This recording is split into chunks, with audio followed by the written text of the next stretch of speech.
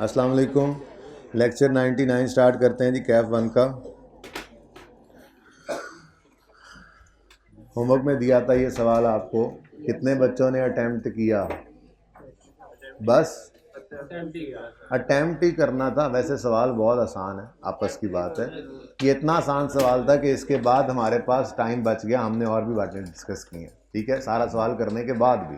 अच्छा सुने, बात सुने, टर्म टेस्ट कैसा हुआ है भाई? एमसीक्यूज मुश्किल थे? अच्छा सुने, कैश फ्लो का सवाल 23 नंबर का देखकर, उसका हुजम देखकर परेशान होने वालों, उसमें कुछ नहीं था। हाँ, और अगली बात, इनकम एक्सपेंडिचर का सवाल भी कोई इतना ख़ास सवाल नहीं था। फिर ईपीएस का सवाल भी ठीक था, कोई मुश्किल सवाल नहीं था। अगर मुश्किल था तो आईए सेट वाला सवाल था। ठीक है, तो इंशाल्लाह डिस्कस करते हैं। या तो हफ्ते वाले दिन सारा डिस्कस होगा, या टाइम मिलता गया तो उस सवाल से डिस्कशन हम शुरू कर देंगे। ठीक है, चलें। पास कितने बच्चे हो जाए? अटेम्प्ट कितने बच्चों ने किया कल टर्म टेस्ट? ये जिन्होंने नहीं दिया, ये क्यों बैठे हैं क्लास में आज? खड़े हो ना ज़रा। क्यों नहीं दिया टर्म टेस्ट? हैं? क्लास लेने आए थे? क्यों नहीं आए थे? साथ वाले, तुमने क्यों नहीं दिया टेस्ट? तुमने क्यों नहीं दिया टेस्ट? तो हाथ क्यों नहीं खड़ा किया? हैं? बात नहीं सुनी, आंखें खोल के सो रहे थे जी। किस किस ने टर्म टेस्ट दिया है? ओके, जिन्होंने नहीं दिया ये अब अगली बार देंगे मुझे लग रहा है, क्योंकि इन्होंने अभी भी नियत नहीं की पढ़ने की। मैं ये बता रहा हूँ कि अभी भी जो सीरियस नहीं हुआ वो पता नहीं फिर अपने आप को पता नहीं कौन से वो किन बेवकूफ़ों की जन्नत में रह रहा है वो, जो अभी तक नहीं पढ़ना शुरू कर रहा। 4 टॉपिक्स कर दिए थे मैंने, सिर्फ 4, मतलब 4 टॉपिक्स का भी टर्म टेस्ट। और ये कुछ बच्चे कहते हैं रिवीजन नहीं हुई। मतलब अकाउंटिंग में कौन सी रिवीजन चाहिए होती है यार, चल रहा है काम तो साथ साथ। ठीक है, बहरहाल अफसोस हुआ, कोई नहीं, आप क्या सज़ा देने का, अब सज़ा आई के खुद दे लेगा। अब वो दिन गुजर गए कि मैं कहूँ खड़े हो जाओ, 1.5 घंटा खड़े रहो, क्या फ़ायदा? अब अगर आज खड़ा रखूँगा तो अगला टेस्ट कौन सा जो आपने दे लेना है? ठीक है ना, मतलब आप वो सज़ा जो है आपको अब आई के खुद देगा। आप लोग खुद देख लें, आखिरी महीना है, अभी भी होश कर लें। Following is a trial balance of Mehtab. ये सवाल पिछली से पिछली अटैम्प्ट का है। इससे पहले चौंकदार वाला सवाल करवा के कहता था बच्चों को, जैसे आपको कहा कि ट्रायल वाला सवाल कर लो कर लो कर लो, ट्रायल वाला सवाल आ सकता है, फिर आ गया था दोबारा। ठीक है, तो ट्रायल बैलेंस गिवन है 31 दिसंबर 21 पर। रिक्वायरमेंट है प्रिपेयर फॉलोइंग यूजिंग डेफरल। ये डेफरल क्या होता है? ये वही होता है जो हम कर रहे हैं, और जो दूसरा होता है आईकेप ने इस बार कह दिया है कि वो नहीं करना। लास्ट टाइम तक वो मैं करवाता था बच्चों को, बल्कि मैंने इसी सवाल को, जो ये आया हुआ है ना सवाल लास्ट टाइम, इस सवाल को थोड़ा बदला था। इसमें एंडाउमेंट फंड की एडजस्टमेंट डाली थी और इसी को दोनों मेथड से करवा दिया था बच्चों को। ठीक है, लेकिन इस दफ़ा हम इसको इसी मेथड से ही करेंगे। तो 31 दिसंबर 21 पे इनकम एक्सपेंडिचर बनाना है और स्टेटमेंट ऑफ फाइनेंशियल पोजीशन बनानी है। तो सबसे पहला काम आपको पता है, एज़ यूजुअल हम फॉर्मेट बना लेंगे। ठीक है जी, ओके। तो फॉर्मेट में इनकम्स, एक्सपेंसेस और फंड्स में opening general fund, surplus, closing general fund, थोड़ी सी जगह छोड़ी कोई स्पेसिफिक फंड ना आ जाए। सवाल पढ़ के ही करते हैं, आप 2 लाइनें छोड़ दिया करें। ठीक है, उसके बाद लाइबिलिटीज़ हैं। मैंने लाइबिलिटी की हेडिंग दी थी, लेकिन जगह तंग पड़ गई तो लाइबिलिटी उड़ाकर फिर नॉन करंट लाइबिलिटी लिख दिया। करंट लाइबिलिटी, एसेट्स में नॉन करंट और करंट। ठीक है, सवाल के अंदर, सवाल पढ़ने के बाद ही पता चलता है, उन्होंने लिखा हुआ था कि कुछ हम जनरल फंड से ट्रांसफ़र करते हैं रिसर्च फंड में, तो इसलिए मैंने, मतलब सरप्लस जो आता है, मैंने यहाँ पर एक लाइन उसके लिए भी आज खाली छोड़ी हुई है फॉर्मेट के अंदर। ठीक है, तो फॉर्मेट हमने बना लिया। फॉर्मेट बनाने के बाद अब सवाल को देखते हैं। देखो जी, वैसे तो हमने डिसाइड ये कर रखा है कि ये सवाल करने के लिए जिन जिन वाला रूल लगाते हैं ना, जिन जिन का ओपनिंग क्लोजिंग हो उनके लेजर्स बनाते हैं। लेकिन हमने ये नोट किया कि सारे सवालों में ओपनिंग क्लोजिंग सारे गिवन नहीं भी होते। कुछ सवालों में कुछ होते हैं, कुछ एडजस्टमेंट से निकलते हैं, कुछ सवालों में कुछ भी नहीं होते तो और एडजस्टमेंट से निकल आते हैं, जैसे हमारा सी व्यू वाला सवाल था। ठीक है, लेकिन ट्रायल वाले सवालों की तरतीब हमेशा डिफरेंट होती है। अब चूंकि मैं इंट्रो आपको पढ़ा नहीं रहा, फाइनल अकाउंट इंट्रो के अंदर 12 दिन 14 दिन लोग लगाते होते हैं। ठीक है, 10-12 दिन पढ़ के आते हैं, तो फाइनल अकाउंट में 10-12 सवाल जब करते हैं ट्रायल के, तो उसमें तरतीब क्या होती है? ट्रायल पढ़ा, एडजस्टमेंट्स पढ़ी, इनकम स्टेटमेंट और बैलेंस शीट बना ली फाइनल अकाउंट में। उसके बाद तरतीब डिफरेंट होती है। मेरी तरतीब तो हमेशा से यही रही है, जैसे मैंने आपको पिछला सवाल भी करवाया था, ट्रायल पढ़ा, एडजस्टमेंट्स पढ़ी, फॉर्मेट बना लिया, इनकम एक्सपेंडिचर बनाना है, बैलेंस शीट बनानी है। उसके बाद ट्रायल को नहीं छेड़ना, एडजस्टमेंट्स को पकड़ लेना है। एडजस्टमेंट्स में से जो चीज़ें ट्रायल से हिट होती हैं उनको ले लेते हैं और बाकी एंड पे जब सारी एडजस्टमेंट पूरी हो जाए तो बचा खुचा ट्रायल भी सारा फेंक देते हैं। ऐसे ही चौंकदार इंटरनेशनल वाला सवाल हमने किया था, ऐसे ही आज इंशाल्लाह ये सवाल करेंगे। तो ट्रायल वाले भी 2 सवाल हो जाएंगे हमारे, ठीक है। और ट्रायल से बिल्कुल सवाल दोबारा भी आ सकता है, ठीक है। चले, अब इनकम एक्सपेंडिचर बनाना है, सवाल को पढ़ना शुरू करते हैं। सवाल में कहता है capital work in progress building का, हॉस्पिटल बिल्डिंग के लिए यानी हॉस्पिटल बिल्डिंग बन रही है, ठीक है। और साथ ही इधर, साथ ही तो नहीं था असल में, एक चीज़ छुपी हुई थी थोड़ी सी, वो रिस्ट्रिक्टेड फंड। ये रिस्ट्रिक्टेड फंड का लफ्ज़ मैंने इस्तेमाल किया था, मैंने आपको कहा था कि जनरल फंड जहाँ मर्जी इस्तेमाल करो। किसी ने कहा ये सिर्फ आंखों के मरीजों के इलाज के लिए है, तो हमने कहा था ये तो रिस्ट्रिक्टेड फंड है, ठीक है। किसी ने कहा ये बिल्डिंग के लिए पैसे इस्तेमाल करना, हमने कहा था ये तो रिस्ट्रिक्टेड फंड है। ये रिस्ट्रिक्शन होती है एक्सटर्नल, ठीक है। हम इंटरनल रिस्ट्रिक्शन भी लगा सकते हैं, मिसाल के तौर पे। चलो ये बात पहले पढ़ लेते हैं, फिर वापस आ जाएंगे सर, ठीक है। ये बात हम पहले पढ़ लेते हैं और बाकी सारी फाइलें बंद हो चुकी हैं, अल्लाह की मर्जी।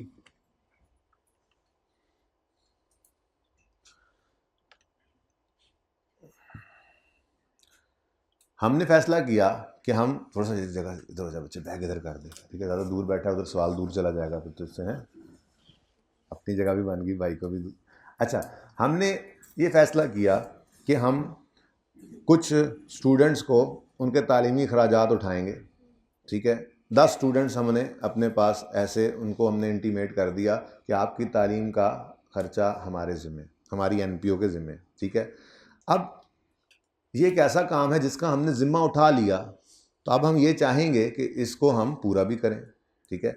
अब जनरल फंड के अंदर जो पैसे पड़े हैं उनसे तो हमने सारे NPO के खर्चे करने हैं। हमारे NPO के खर्चे होते हैं जैसे प्रॉफिट सीकिंग ऑर्गेनाइजेशन खर्चे होते हैं, NPO के भी वैसे ही खर्चे होते हैं, बस उसका प्रॉफिट कमाना मकसद नहीं होता, ठीक है ना।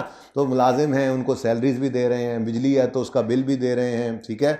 कोई जो है वो यूटिलिटी के दूसरे बिल्स हैं, तो खर्चे तो वैसे ही चल रहे हैं।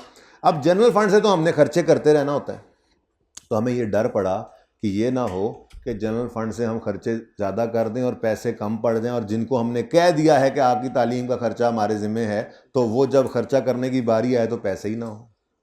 तो हम फिर क्या करते हैं, हम फिर अपने ही सोर्सेज से, अपने रिसोर्सेज से जनरल फंड में जो पैसे पड़े हैं उनमें से कुछ पैसे निकाल के अलग रख लेते हैं। मैंने कहा था बड़ा टोकरा है जनरल फंड, कोई स्पेसिफिक आंखों के इलाज के लिए देकर गया, स्पेसिफिक एक्सपेंस के लिए तो हमने नई टोकरी खरीदी थी, पैसे उसमें रखे थे। फिर कोई बिल्डिंग के लिए देकर गया, हमने नई टोकरी खरीदी थी, वहाँ पे रखे थे। और ये भी हमने कोई पैसे देकर नहीं गया, अपने बड़े टोकरे से पैसे निकाल के अलग करने हैं, तो इसके लिए भी नई टोकरी लेकर आते हैं। तो ये कोई मुश्किल बात नहीं है, जनरल फंड से पैसे निकालने हैं, किसी स्पेसिफिक फंड में रखने हैं। मिसाल के तौर पे स्टूडेंट फंड हमने बना लिया, स्टूडेंट फी फंड, ठीक है। अब उसकी एंट्री क्या बनेगी, एंट्री क्या बनेगी,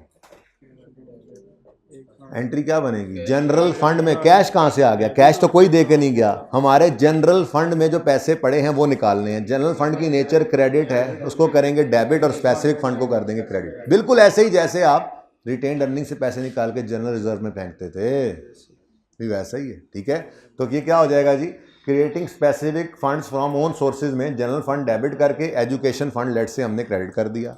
अब जब खर्चा होगा तो खर्चे में इस फंड को डेबिट करके कैश क्रेडिट कर देंगे, यानी ये भी एक्सपेंस नजर नहीं आएगा, just like this one, I patient fund. लेकिन यहां पे फर्क ये है, यहां पे कैश आया था और फंड बना था, यहां पे कैश नहीं आया, अपने जनरल फंड को कम करके एक स्पेसिफिक फंड बना लिया है, ठीक है। इसको नोट करने की जरूरत नहीं है। ये सफ़े की इस तरफ अगर आप देखेंगे तो सफ़ा नंबर 807 के ऊपर नहीं, इससे आगे सफ़ा नंबर 808 पर ये स्टार लगाया था, specific funds from own sources. इसकी एंट्री है अक्यूमुलेटेड फंड, यानी जनरल फंड डेबिट और स्पेशल फंड क्रेडिट। और जब खर्चा करोगे तो स्पेशल फंड डेबिट और कैश क्रेडिट। बिल्कुल एंट्री बिल्कुल वैसे ही है जैसे हमने वो आई पेशेंट फंड बनाया था, specific fund for specific expense. लेकिन फर्क सिर्फ ये है, वो पैसे कोई देकर गया था तो कैश डेबिट फंड क्रेडिट हुआ था स्पेसिफिक। यहां पर पैसे कोई नहीं देकर गया, हमारे अपने जो पैसे पड़े थे रिजर्व्स में जनरल फंड में, वो निकाल के हमने स्पेसिफिक फंड बनाया, ठीक है। तो ये एक नई चीज हमने पढ़ी और सही है। अच्छा, अब ये इस सवाल के अंदर भी थोड़ा सा अप्लाई होना था, थोड़ा सा अप्लाई ऐसे होना था कि हमने इसमें एडजस्टमेंट अभी आगे आप पढ़ोगे तो उन्होंने एक रिसर्च फंड रखा हुआ है, वो कोरोना की वैक्सीन या वैक्सीन वो बनाते हैं उस पर रिसर्च चला रहे हैं, साइंसदानों को बिठाया हुआ है, तो उस रिसर्च के लिए कुछ पैसे हर साल अलग करते हैं। जितना सरप्लस आता है ना उसके कुछ परसेंटेज हर साल रिसर्च फंड में फेंक देते हैं, तो वो अपने सोर्सेज से ही बना रहे हैं ना, तो इसलिए मैंने वहाँ पे लाइन छोड़ दी, आज जनरल फंड में से क्रेडिट करके स्पेशल फंड में डेबिट करेंगे। ठीक है, चलिए वापस आते हैं जी, अच्छे भले पढ़ रहे थे हम ये बात। चलें जी शुरू करें जी। तो breakup of restricted fund, restricted fund कहाँ पढ़े हैं, ये पढ़े हैं जी, रिस्ट्रिक्टेड फंड एज ऑन यकम जनवरी 2021। इसमें एक चीज़ नहीं है, जालिमों ने दो चीज़ें रख दी थी आज, एक है 120 रुपया और दूसरा है 60 रुपया। अब इनके बारे में क्या कहता है, वो कहता है कि ये लाइन इधर ना लगाओ, पहले पढ़ लेते हैं। ठीक है, hospital fund contribution receive for construction of hospital building कितना है जी, 120 रुपये हॉस्पिटल फंड है, स्पेसिफिक फंड है लेकिन फॉर कंस्ट्रक्शन ऑफ एसेट है, और बाकी 60 क्या है, रिसर्च फंड है। और उसमें उन्होंने लिखा भी, उन्होंने एज पर resolution of board of trustees ने मिलकर ये फैसला किया हुआ है कि MWH is required to allocate 20% of surplus each year to research fund. जो सरप्लस आता है वो जनरल फंड में जाता है ना, उन्होंने एक परसेंटेज बना दी कि जितना सरप्लस आएगा, मतलब हमारी इनकम से ज़्यादा है एक्सपेंसेस से किसी पीरियड में, तो वो हमारा सरप्लस है, उस सरप्लस का 20% इस फंड में डालते रहो ताकि ये भी चलता रहे। ठीक है, और इसको हमने बंद नहीं होने देना, रिसर्च चलती रहनी चाहिए। ठीक है ना, तो ये उन्होंने ब्रेकअप दे दिया। अब कल वाले सवाल की स्टेज पर ये सवाल आ गया, दिखाता हूं मैं, चौंकतार इंटरनेशनल हॉस्पिटल किधर गया, ये देखो, burn ward CWIP donation for burn ward. लेकिन कल वाले सवाल में इससे आगे कोई बात नहीं थी, तो मैंने कहा था बस ठीक है, ट्रायल में तो क्लोजिंग बैलेंसेज ही होते हैं ना, ये बिल्डिंग वार्ड की बन चुकी है, वर्क इन प्रोग्रेस, ये नॉन करंट एसेट्स में आप शो कर दो, और ये डोनेशन, ये स्पेसिफिक फंड है, ये फंड्स में आप शो कर दो। और अदर इन्फॉर्मेशन में कुछ नहीं बताया था कि कंप्लीट हुई या नहीं हुई, तो इसलिए वो वर्क इन प्रोग्रेस है, तो ये लायबिलिटी भी अभी तक, फंड भी अभी तक नज़र आता रहेगा। ठीक है, ये बात हो गई थी। अब ये स्टेज समझ आ रही है, ये स्टेज पर ये सवाल यहाँ पे लाकर खड़ा कर देता है हमें, किधर गया ये CWIP building donation, restricted fund donation. ठीक है, बिल्डिंग फंड भी इसमें पड़ा हुआ है 120।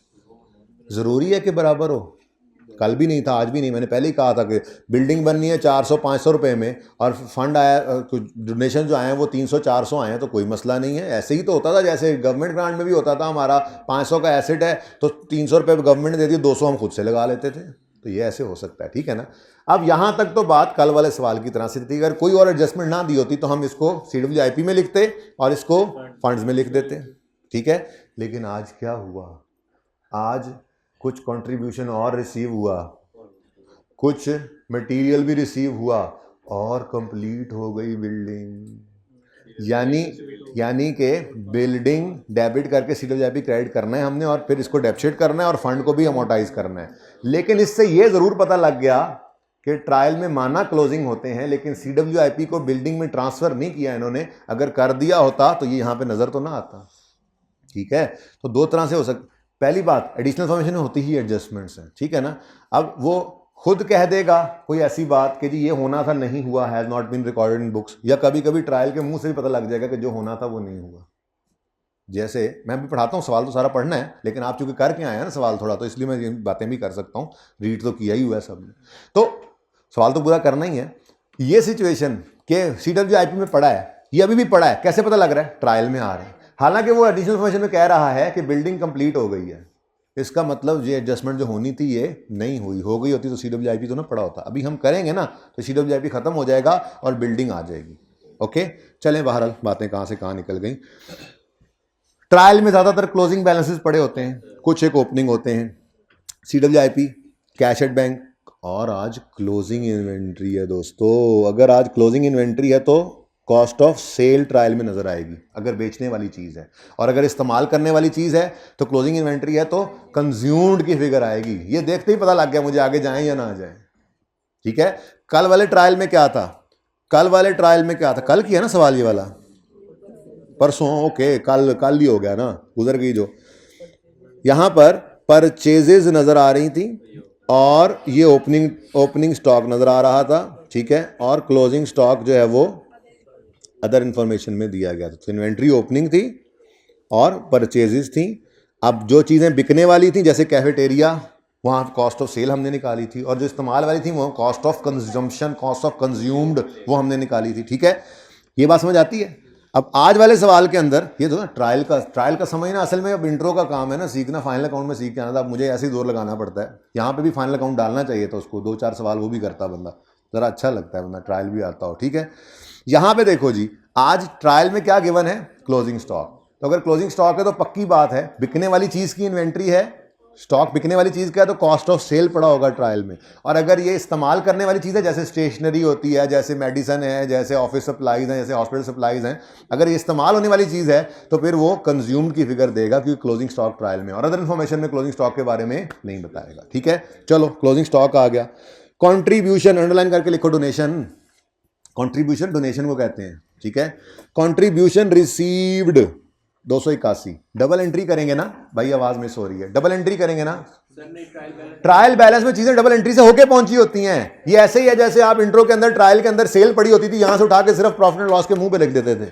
ये कंट्रीब्यूशन लिखा हुआ है, डोनेशन लिखा हुआ है, ये उठाओगे यहां से और इनकम एक्सपेंडिचर में इनकम वाली साइड पे मुंह के ऊपर लिख दोगे उसके, ऐसे यहां से उठाओगे ऐसे लिख दोगे, ठीक है, लिखना है, ओके, लिखना है जी। तो डोनेशन इनकम कंट्रीब्यूशन, ठीक है। लेकिन इसके बारे में भी थोड़ी सी बात उन्होंने फरमाई है। वो बात ये फरमाई है पॉइंट नंबर 2 में कि कंट्रीब्यूशन रिसीव्ड जो है, ये बड़ी खूबसूरत बात होती है। ट्रायल के अंदर जो लफ्ज़ लिखा होगा ना, कंट्रीब्यूशन रिसीव्ड लिखा हुआ है, नीचे इसके बारे में एडजस्टमेंट देगा तो ये इतना लफ्ज़ ज़रूर लिखेगा वो, ताकि कन्फ्यूजन ना हो कि किसके बारे में बात हो रही है। कंट्रीब्यूशन रिसीव्ड ऊपर नज़र आ रहा है, वही कंट्रीब्यूशन रिसीव्ड नीचे कह रहा है इसमें कुछ पड़ा है।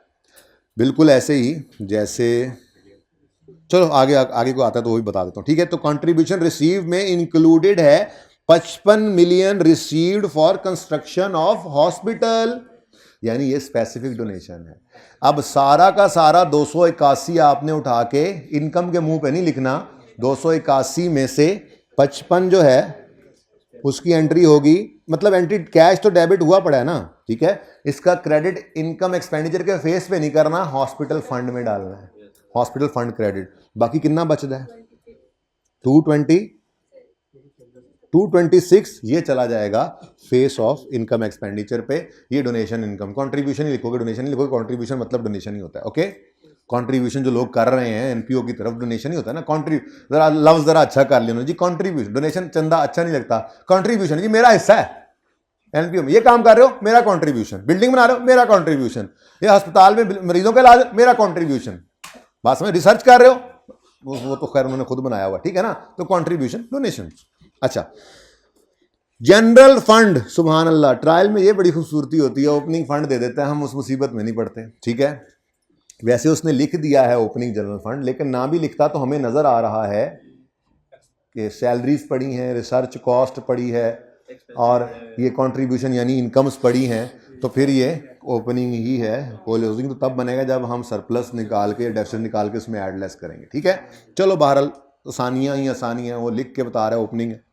फिर मेडिकल इक्विपमेंट पीपीई है, बोलो एसिड है ना, और ये देखो medicine and supplies consumed used, क्योंकि क्लोजिंग था यहां परचेज नहीं आ सकती थी। फिर ये भी हो सकता था यहां पे ओपनिंग होता, फिर यहां परचेज ऑफ मेडिसिन सप्लाईज होता और क्लोजिंग यहां पे लिखा होता, तो आप opening plus purchase less closing करके कॉस्ट ऑफ कंज्यूम्ड निकालते हैं। लेजर में वही काम कर रहे होते हैं, ओपनिंग लिखते हैं, परचेज लिखते हैं, क्लोजिंग लिखते हैं और बैलेंसिंग कॉस्ट ऑफ सेल निकालते हैं। वही काम लेजर में कर रहे होते हैं जो स्टेटमेंट फॉर्म में करते होते थे आप बचपन में, ठीक है। लेकिन ऐसा नहीं है, आज उसने ये भी निकाल के दे दिया। तो आसानियाँ ही आसानियाँ है, इसलिए तो मैं कहा आधे घंटे का सवाल भी नहीं है, ठीक है। लेकिन हम डिस्कस कर करके इसको घंटे पे उससे भी ज़्यादा भी ले गए, ठीक है ना। बातें भी तो सीखनी है ना।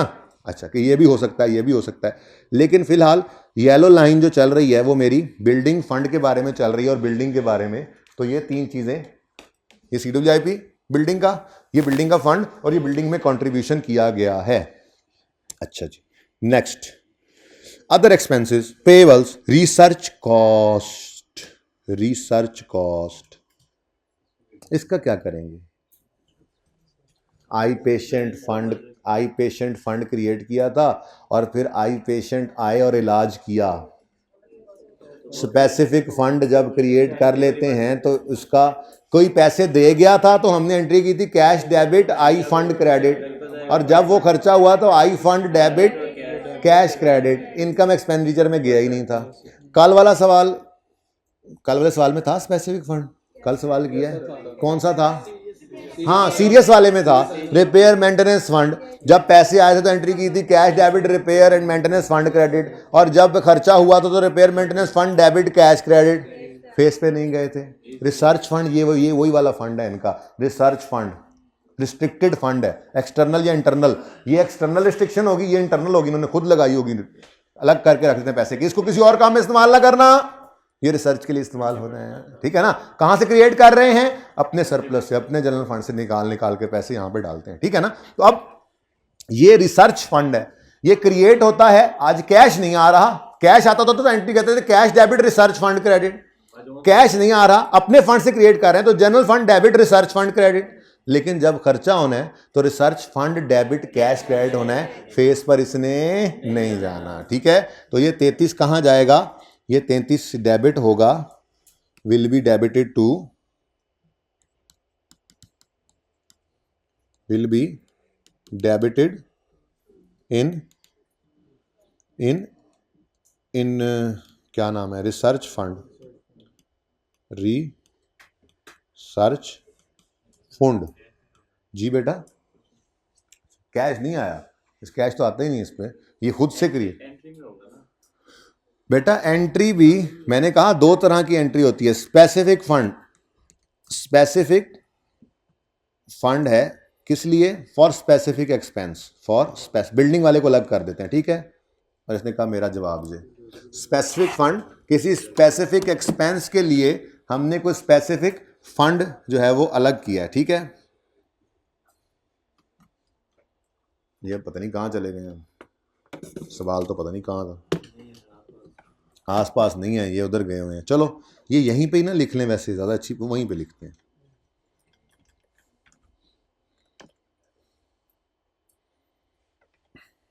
चलो जी, दसो फिर हूँ कौन सा सफ़ा था यार?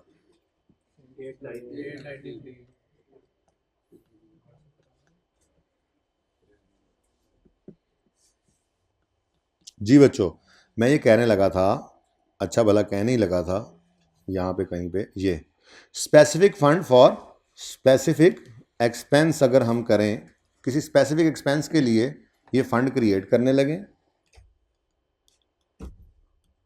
तो दो सूरतें हो सकती हैं। या तो आउटसाइड पार्टी कोई दे दे, ठीक है, तो एक्सटर्नली ये पैसे आए, आउटसाइड से आए, तो उसकी एंट्री होती है cash debit special fund credit. और अगर हम इंटरनल सोर्सेज से इसको बनाएं तो एंट्री होती है general fund debit specific fund credit. ये फर्क है ना? ठीक है? तो अगर कैश आया तो cash debit specific fund credit, और फिर जब खर्चा होगा तो उसकी एंट्री, आगे एंट्री सेम है, आगे एंट्री सेम है। आगे क्या है? Specific fund debit cash credit, और यहां पे भी specific fund debit cash credit. तो यहां पे कोई फर्क नहीं है। ओके? हाँ, पहले में फर्क है कि बाहर से पैसे आए या हमने खुद ही ये पैसे अलग करके रखे। ठीक है ना? ये थोड़ा सा फर्क है भाई। अच्छा, कहाँ थे हम? तो मैंने ये कहा कि ये डेबिट कर देंगे रिसर्च फंड में, तो इसकी एंट्री होगी research fund debit cash credit, और वो कैश क्रेडिट हो चुका हुआ है भाई, डबल एंट्री नहीं करनी। ट्रायल में लिखा हुआ है तो मतलब ये एंट्री होकर पहुंचा हुआ है, कैश के क्लोजिंग से माइनस हो चुका हुआ है। ट्रायल वाली हर चीज़ डबल एंट्री से होकर पहुंची है, इसीलिए ट्रायल वाली चीज़ को इंट्रो में से कहा जाता था आपको फाइनल अकाउंट में ट्रायल वाली, उस्ताद यूँ कहते होंगे आपको, ट्रायल वाली हर चीज़ एक दफ़ा नजर आती है सवाल में, एडजस्टमेंट डबल एंट्री आती है। तो वो यही होता है मसला, क्योंकि ट्रायल वाली हर चीज़ डबल एंट्री से होकर यहाँ पहुँचती है। ठीक है? एडजस्टमेंट वो होती हैं जो हमने नहीं किया होता। ओके? अच्छा चलो जी, ट्रायल तो हमने पढ़ लिया, अब जरा एडिशनल फॉर्मेशन को पढ़ते हैं और सवाल को फटका देते हैं। फिर .1 तो मैंने पहले ही पढ़ा दिया। रिस्ट्रिक्टेड फंड का ब्रेकअप है जी। रिस्ट्रिक्टेड फंड में हॉस्पिटल फंड 120 पड़ा है और रिसर्च फंड पड़ा है 60 रुपये। और रिसर्च फंड के बारे में कह रहे हैं एज पर resolution MWR is required to allocate 20% of surplus of each year to research fund. तो पहले सरप्लस निकलेगा, अगर हुआ सरप्लस, अगर हुआ तो, अगर नहीं होगा तो फिर कुछ एलोकेट नहीं करेंगे। सरप्लस हुआ तो फिर उसका 20% निकाल के रिसर्च फंड में डालना है। ओके, अच्छा। .2 भी पढ़ा दिया है। कंट्रीब्यूशन में 55 मिलियन पड़ा है बिल्डिंग, हॉस्पिटल बिल्डिंग की कंस्ट्रक्शन का कंट्रीब्यूशन यानी डोनेशन। तो फिर बाकी क्या होगा? 281 कहता है कंट्रीब्यूशन रिसीव हुआ, कहता है 55 इसमें बिल्डिंग फंड है, तो बाकी फिर जनरल, बाकी जनरल होगा जो इनकम एक्सपेंडिचर फेस पे चला जाएगा। ठीक है, next. During the year MWH also received construction material having fair value of 65 million. ठीक है जी। असल में तो ये होता था कि लोग पैसे देते थे जी बिल्डिंग के लिए, जी मेरी तरफ से मस्जिद बन रही है ना जी, ये बिल्डिंग, ये मेरे पैसे भी इसमें डाल दें। ठीक है जी, वो जी हम जो है वो आज दीवार बनाने लगे हैं, ठीक है यार ईंटों के पैसे मेरी तरफ से डाल दें। आज हम छत डालने लगे, यार ये सीमेंट के पैसे मेरी तरफ से डाल दें। तो एंट्री होती थी कैश डेबिट और बिल्डिंग फंड। जब पैसे आते हैं ना तो अलग ही रखते हैं, टोकरी हमने अलग ही लगाई हुई है। ठीक है, लेट्स 100 रुपया दे गया। ठीक है, अब किस लिए दे गया? वो जी आप ना सीमेंट मटेरियल है, सीमेंट खरीद लेना। हमने कहा जी ठीक है। वो 100 रुपये दे गया, हमने बुलाया अपने लड़के को, मुलाजिम को, भाई ये भाग के जा और ये ना सीमेंट की तो 10 बोरियाँ उठा ला। ठीक है, 10 बोरियाँ सीमेंट की मिलनी है। वो भागा भागा गया और ले आया और हमने उसको लगा दिया बिल्डिंग में। तो हमारी एंट्री हुई CWIP ऑफ बिल्डिंग डेबिट, मसला हो गया इसको, CWIP ऑफ बिल्डिंग डेबिट और कैश क्रेडिट। ठीक है जी। तो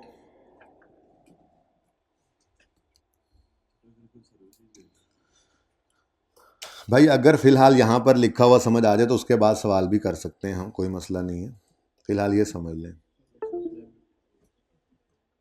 फिर उससे खुद ही समझ आ जाएगी। कुछ कॉमन सेंस भी चल रही होती है वहाँ पे, वैसे छुट्टी नहीं होती। भाई ज़रा पॉज कर दें आमिर भाई, मोबाइल को खेलना बंद। अच्छा जी, cash debit building fund credit, CWIP of building debit और कैश क्रेडिट। ये क्या हुआ जी? ये हुआ ऐसा कि हमें एक बंदा पैसे दे गया था मटेरियल ख़रीदने के बिल्डिंग के लिए, हमने पैसे उससे ले लिए, मटेरियल ख़रीद के लगा दिया। ठीक है, अच्छा जी। अब एक वो मियाँ साहब आए, चौधरी साहब आए, उन्होंने कहा जी मेरी दुकान तो है ही सीमेंट बजरी वगैरह की, तो मैं सोचा गुज़र रहा था एक लोडर के ऊपर, मैं आपको सीमेंट ही पहुंचा दूं, चलो यार इसमें मेरा भी हिस्सा बढ़ जाएगा। अब वो भाई साहब क्या कर गए, मटेरियल ही ले आए। तो हमने वो बिल्डिंग में लगा लेना है, हमने कौन सा कहने का नहीं जी कैश ही चलेगा। ठीक है ना, तो अच्छा हो गया, हमारी हैसल बच गई। तो अब कैश ना आया ना गया, बल्कि मटेरियल ही आ गया। जो मटेरियल आ गया उस मटेरियल को आपने रिकॉर्ड कर लिया, एंट्री बनी CWIP debit building fund credit. तो एंट्री वही है CWIP of building debit building fund credit. तो इसकी यही एंट्री बनती थी। ठीक है, इसकी यही एंट्री बनती थी, बस फिगर ज़रा डिफरेंट हो जाती हैं। मतलब मैं इसको ऐसे नहीं करता, मैं यूं करके लिख देता हूं आपके लिए। इसकी एंट्री क्या बन गई? इसकी एंट्री बन गई CWIP ऑफ बिल्डिंग डेबिट और बिल्डिंग फंड क्रेडिट। अच्छा, अब ये भी हो गया होगा, अज्यूम कर लेते हैं कि ये भी हो गया होगा। ऐसे कैसे अज्यूम कर लेते हैं जी आप? सवाल की अगली लाइन पढ़ें। कहता है ड्यूरिंग द ईयर रिसीव किया है 65 मिलियन का material for hospital building which has, इसका मतलब CWIP जो ट्रायल में नज़र आ रहा है वो भी फिर अनएडजस्टेड है। माना कि क्लोजिंग होगा लेकिन अनएडजस्टेड है, उसको दोबारा सही करने के लिए लाएंगे लेजर में। ठीक है, ये मटेरियल कैश नहीं आया था ना, मटेरियल जो आया था ये मटेरियल हमने रिसीव किया कंस्ट्रक्शन के लिए, लेकिन इसकी कोई एंट्री नहीं की। अब बिल्डिंग भी कंप्लीट हो गई है इसी साल में, तो मतलब ये भी मटेरियल लग ही गया होना है ना उसमें। तो ये एंट्री जो होनी थी ये नहीं हुई, ये करनी पड़ेगी हमें। ठीक है, नेक्स्ट। एडजस्टमेंट्स पहले डिस्कस होगी, अब सवाल के दौरान फिर क्या करेंगे। चलो, MWH has completed construction of building on 1 अप्रैल। तो CWIP से निकाल कर 1 अप्रैल को जितना भी माल इकट्ठा हुआ होगा बिल्डिंग में डेबिट कर देंगे, CWIP जीरो हो जाएगा, बिल्डिंग आने लग जाएगी। और 9 महीने की डेप्शन बिल्डिंग की चार्ज करेंगे और साथ ही खुशियां मनाएगा बिल्डिंग फंड, वो कहेगा अब 9 महीने मैंने भी इनकम में जाना है, ठीक है। और फिर डेप्रिसिएशन के रेट्स गिवन है बिल्डिंग के और अदर फिक्स्ड एसेट्स के, ठीक है जी। तो ये छोटा सा सवाल था। अब ट्रायल हमने सारा पढ़ लिया है, अब मैं एडिशनल में तरतीब वही होगी हमारी, ट्रायल पढ़ा, अदर इन्फॉर्मेशन पढ़ी और हमने फॉर्मेट बना लिया, ठीक है। फॉर्मेट बना, उसके बाद 1 बाय 1 एडजस्टमेंट्स को देखते जाएंगे और जो चीज़ें एडजस्टमेंट में ट्रायल को हिट करेंगी वो फिगर सिर्फ निकालते जाएंगे, वो साथ साथ टिक होती चली जाएंगी, ठीक है। तो सबसे पहले एडिशनल इन्फॉर्मेशन में क्या लिखता है जी,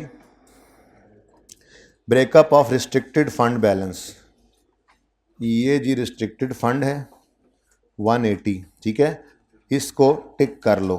ये दो चीज़ें हैं अलग अलग, एक है बिल्डिंग फंड, रिस्ट्रिक्शन लगा के हमने कहा हुआ है, और दूसरा है रिसर्च फंड। तो ये दोनों ओपनिंग बैलेंसेस हैं। तो यहाँ पे मैं रिसर्च फंड लिख लेता हूँ और यहाँ पर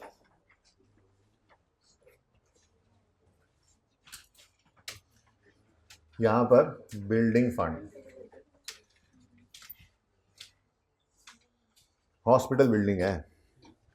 अच्छा, अब ओपनिंग बैलेंसेस गिवन है, ब्रॉड डाउन कितना है जी,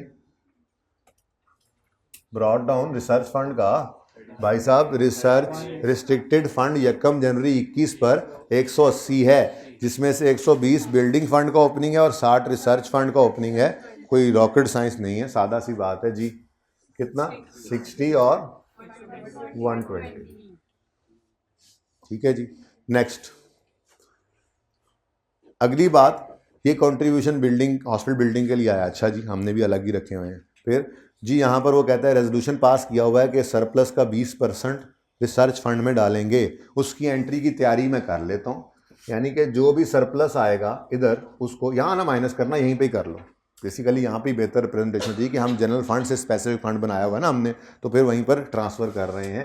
तो एक लाइन यहाँ ऐड कर दी मैंने, जिसने एक लाइन ना ऐड की हो वो यहाँ पे ब्रैकेट में भी कर सकता है। बहरहाल यहाँ से मैंने कुछ पैसे निकाल कर रिसर्च फंड में ट्रांसफ़र करने हैं। कितने होंगे, वो जो भी सरप्लस आएगा उसका 20% होगा, जो यहाँ से होगा debit, debit general fund, credit research fund. यहाँ से हम लिखेंगे ये जनरल फंड से आया है, जब भी निकलेगा, ठीक है। फिलहाल तो मुझे इसका पता नहीं है क्योंकि फिलहाल सरप्लस नहीं आया, सरप्लस आएगा उसका 20%, यहाँ से यहाँ पे भी माइनस करो तो बात एक ही थी, लेकिन यहाँ से प्रेजेंटेशन करनी है आपने, जैसे एंट्री सिखाई है। तो रिस्ट्रिक्टेड ये जनरल फंड डेबिट और रिस्ट्रिक्टेड फंड क्रेडिट, जिसका नाम रिसर्च फंड है, ओके। हाँ, टेस्ट ना दो, छुट्टियाँ करो, फिर ऐसे ही करके बैठो, ओके।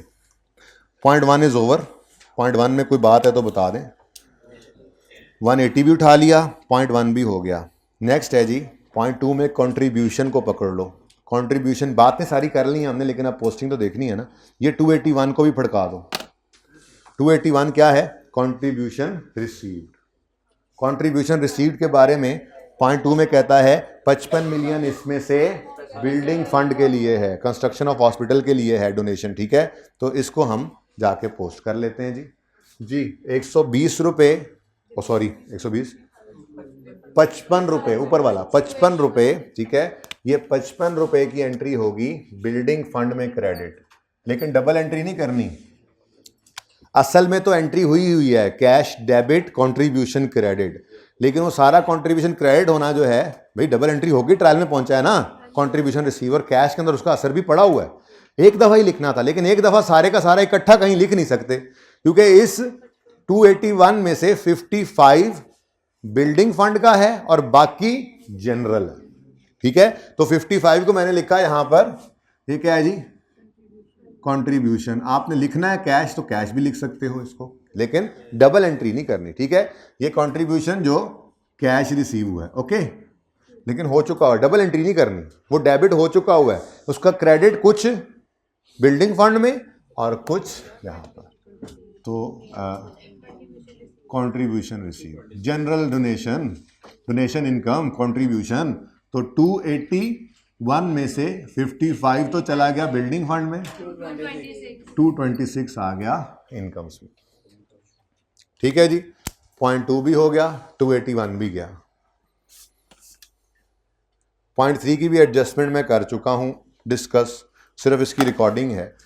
कहता है during the year MWH also received construction material having fair value of 65 for hospital building. अब अगर ये बात अगली ना लिखला तो हम यही अज्यूम करते हैं कि ये CWIP में डेबिट भी हो चुका है और बिल्डिंग फंड में क्रेडिट भी हो चुका है। लेकिन बिल्डिंग फंड तो ओपनिंग है, तो CWIP में डेबिट हो चुका है और वहां पे हम फिर उसको लिख देते हैं, या फिर वो क्लोजिंग दिया होता। लेकिन वो बड़े सिंपल तरीके से उसने बता दिया आपको, भाई ये जो होना था, कैश की एंट्री ना नॉर्मली अकाउंटेंट नहीं भूलता, लेकिन जहाँ कैश इन्वॉल्व ना हो कभी कभी वो भूल भी जाता है। जैसे यहाँ पे कैश इन्वॉल्व नहीं हुआ, कैश तो ऐसे हो गया था ना कैश आया था ना गया था, मटीरियल ही आ गया था बिल्डिंग के लिए। ठीक है, तो हमने यहीं से एंट्री डिराइव की है ना ये। ठीक है, एंट्री हमने करनी है CWIP debit building fund credit. तो CWIP को भी ओपन करो। और हम CWIP के बारे में क्या कहेंगे, देखो यार तुम ट्रायल में तो पढ़े थे, लेकिन और तुम क्लोजिंग भी थे, हम मानते हैं क्योंकि ट्रायल में ज़्यादातर चीज़ें क्लोजिंग ही होती हैं, लेकिन तुम में एक गलती हो गई, तुम में एक चीज़ को हमने डालना था वो नहीं डाल सके, तो तुम एज पर ट्रायल हो या तुम अनएडजस्टेड हो। हमारा जो दिल करेगा पर्चे में तुम्हें वो लिखेंगे। तुम्हें अनएडजस्टेड कैरी डाउन भी हम लिख सकते हैं, तुम्हें एज पर ट्रायल भी हम लिख सकते हैं। ठीक है, ये हमारी मर्जी है। ठीक है, जो मर्जी लिख लो जी। कितना है 335, ये तो अनएडजस्टेड हो गया। ठीक है, अब ये डबल एंट्री जो पास नहीं हुई, नॉट रिकॉर्डेड इन बुक्स, ये पास करो। CWIP डेबिट कितने से 65 से CWIP डेबिट और 65 से बिल्डिंग फंड क्रेडिट। यहां पे आपने लिखा CWIP 65, ये क्या आया है, ये रॉ मटेरियल आया था। ठीक है ना, मटेरियल आया था, मटेरियल या रॉ मटेरियल, कंस्ट्रक्शन मटेरियल, चलो मटेरियल ही लिख लो आप, वो रॉ मटेरियल तो प्रोडक्शन में इस्तेमाल होता है। अच्छा जी, मटेरियल, ये CWIP debit building fund credit, यहाँ पे हमने लिख दिया बिल्डिंग फंड। तो ये एंट्री नहीं होनी थी, तभी डबल एंट्री आई। अभी तक सारी चीजें एक एक बार लिख रहे थे क्योंकि वो ट्रायल में पड़ी थी, सारी चीजें एक एक बार लिखी। देख लो बेशक उसने ट्रायल में दिया हुआ था रिस्ट्रिक्टेड फंड, सिर्फ तोड़ के लिखा है पर एक ही बार लिखा है, डबल एंट्री तो नहीं की। उसने ट्रायल में दिया हुआ था कंट्रीब्यूशन रिसीव्ड, सिर्फ तोड़ के लिखा है, डबल एंट्री नहीं की, कैश डेबिट नहीं किया, सिर्फ इनकम क्रेडिट किया या फंड क्रेडिट किया। ठीक है, लेकिन जैसे ही एडिशनल इन्फॉर्मेशन वाली बात आई तो अब उसकी डबल एंट्री नजर आ रही है, CWIP debit building fund credit. ठीक है, next. MWH has completed construction of hospital building on 1 अप्रैल। तो 1 अप्रैल पर फिर क्या एंट्री पास होगी, building debit CWIP of building credit. ठीक है, जितनी इकट्ठी हो चुकी होगी कॉस्ट, वो एंट्री अब हम पास कर देंगे। ठीक है, तो CWIP के अंदर कितनी कॉस्ट इकट्ठी हो चुकी है, पहले से वो बता रहा था 31 दिसंबर तक इतनी है, फिर मजीद मटेरियल पड़ा, और तो सवाल ने कुछ नहीं ना बताया, को और खर्चा हुआ। ठीक है, तो मटेरियल जो चाहिए था वो भी यहाँ पे उसने लाकर दे दिया, बंदे ने लग गया। ठीक है, तो ये कितना बना, ये 400 CWIP से क्रेडिट कर दो और यहाँ पर बिल्डिंग का लेजर ओपन करो। ठीक है जी, बिल्डिंग जो कि PPE है, जिसको मैं बुक वैल्यू पर बना दूंगा। ठीक है जी। अच्छा, वैसे बिल्डिंग ओपनिंग कितनी थी, इसी साल तो 1 अप्रैल को कंप्लीट हुई है, ओपनिंग कोई नहीं थी। ठीक है, 1 अप्रैल को अभी 0 बुक वैल्यू है, एसेट बनेगा, डेप्रिशिएट होगा तो फिर बुक वैल्यू आ जाएगी। डेप्शन मैंने यहाँ पे डालनी है बेटा, जब डेप्शन इस लेजर में आ जाएगी तो फिर ये क्या बन जाएगी, तो फिर मैंने सिर्फ लिख लिया कि ये अकाउंट मैंने बुक वैल्यू पे बनाना है। ठीक है, अभी तो ओपनिंग बुक वैल्यू 0 है, 0 तो कुछ भी नहीं है। ठीक है, फिर एडिशन में कॉस्ट आएगी, फिर जब डेप्शन पड़ेगी तो ये बुक वैल्यू बन जाएगी। ठीक है, ओके, इंट्रो के मसाइल जी। 1 अप्रैल 2021 एंट्री CWIP से 400 निकला, बिल्डिंग में आ गया, यहाँ पे हमने लिखा CWIP, यहाँ पे हमने लिखा बिल्डिंग। हालांकि बिल्ड वो कह रहे कंप्लीट हो गया, लेकिन हम फिर भी कह रहे हैं ये बिल्डिंग है, बन रही है। अच्छा चलें, छोड़े, बिल्डिंग डेबिट CWIP क्रेडिट। तो ये देखो CWIP अब कोई नहीं बचा, CWIP नहीं रहे, बैलेंस शीट में कुछ नहीं आएगा। ठीक है, आगे बढ़ते हैं। ये तो हो गया काम, ट्रांसफ़र भी हो गई, कंप्लीट भी हो गई। अब आखिरी पॉइंट, ये टिक हो गया पॉइंट। ठीक है, अभी ट्रायल से बिल्डिंग का तो कुछ नहीं उठाया, तो CWIP का बस उठा लिया था हमने अनएडजस्टेड, ये 335 उठा था बस। ठीक है, बाकी ये फिगर्स तो उठ के जा ही चुकी हैं। अब आखिरी पॉइंट में कहता है depreciation is charge as follows, hospital building 5% straight line और other fixed asset 10% reducing balance. तो हॉस्पिटल बिल्डिंग कितनी कॉस्ट पे पड़ी है, तो हमने यहाँ पे आकर लिखना है डेप्रीसिएशन एक्सपेंस, डेप्शन एक्सपेंस किसका जी, हॉस्पिटल बिल्डिंग का, बिल्डिंग ही लिख लें सिर्फ, हॉस्पिटल बिल्डिंग ये पता है हमें जी, बिल्डिंग। इधर देखो जी 400 कॉस्ट है इंटू 5%, वो 10 और 5 15 तो नहीं कर दिए बेटा, इंटू 5% इंटू 9/12। ठीक है, तो 1 अप्रैल से 31 दिसंबर तक 9 महीने बनते हैं, 9 महीने की डेप्रीसिएशन आ गई। 15 से डेप्रीसिएशन एक्सपेंस डेबिट और एसेट ही क्रेडिट। तो अब ये बुक वैल्यू पे आ जाएगा ना, इतना सा कसूर हुआ। ठीक है जी, वहाँ एंड पे निकालेंगे कैरेट। ठीक है, जैसे साथ साथ कर लेते होते अब, लेकिन चलें। ठीक है, बहरहाल डेप्रीसिएशन की बात आ गई है, आ ही गई है, तो इसको ज़रा थोड़ा और बोल्ड लिख दूँ, एंड वाले बच्चों को हो सकता है नज़र ना आए। 400 इंटू 5% इंटू 9/12। ठीक है जी। अच्छा जी, दूसरी डेप्शन भी निकाल लेते हैं। डेप्रीसिएशन बाकी किसकी है जी, इक्विपमेंट है हमारे पास, और अदर एसेट्स में सिर्फ इक्विपमेंट था। अब मसला ये है कि इसको स्ट्रेट लाइन नहीं, रिड्यूसिंग बैलेंस मेथड से डेप्रीशिएट करना है। और कल वाले सवाल की तरह से ही आज वाले सवाल में भी आप गौर फरमाएं। तो पहले इक्विपमेंट तो लबन दो, मेडिकल इक्विपमेंट है जी, 320 की कॉस्ट है और 100 इसकी एक्यूमुलेटेड डेप्रीसिएशन। आप चाहो तो लेजर्स ओपन कर लो, चाहो तो कर लो, बहरहाल डेप्रीसिएशन तो निकलवाओ ना। कॉस्ट कितनी है जी, 320 और 100 इसकी ओपनिंग बुक वैल्यू है। ये आ गई, ये सॉरी ओपनिंग एक्यूमुलेशन है, तो ये आ गई आपके पास बुक वैल्यू। बुक वैल्यू पे लगाओ 10% जी, कोई एडिशन नहीं, कोई डिस्पोजल नहीं, पहले से आ रहा है। 22 से डेप्रीसिएशन एक्सपेंस हो गया डेबिट। अगर अब आप लेजर बना रहे होगे तो आप इस तरह से बनाओगे, आप यूँ बनाओगे जी, मेडिकल इक्विपमेंट में ये नज़र आ रहा था जी ट्रायल वाला, ब्रॉड डाउन कितना 320 और कोई एडिशन डिस्पोजल नहीं, यही कैरी डाउन है 320।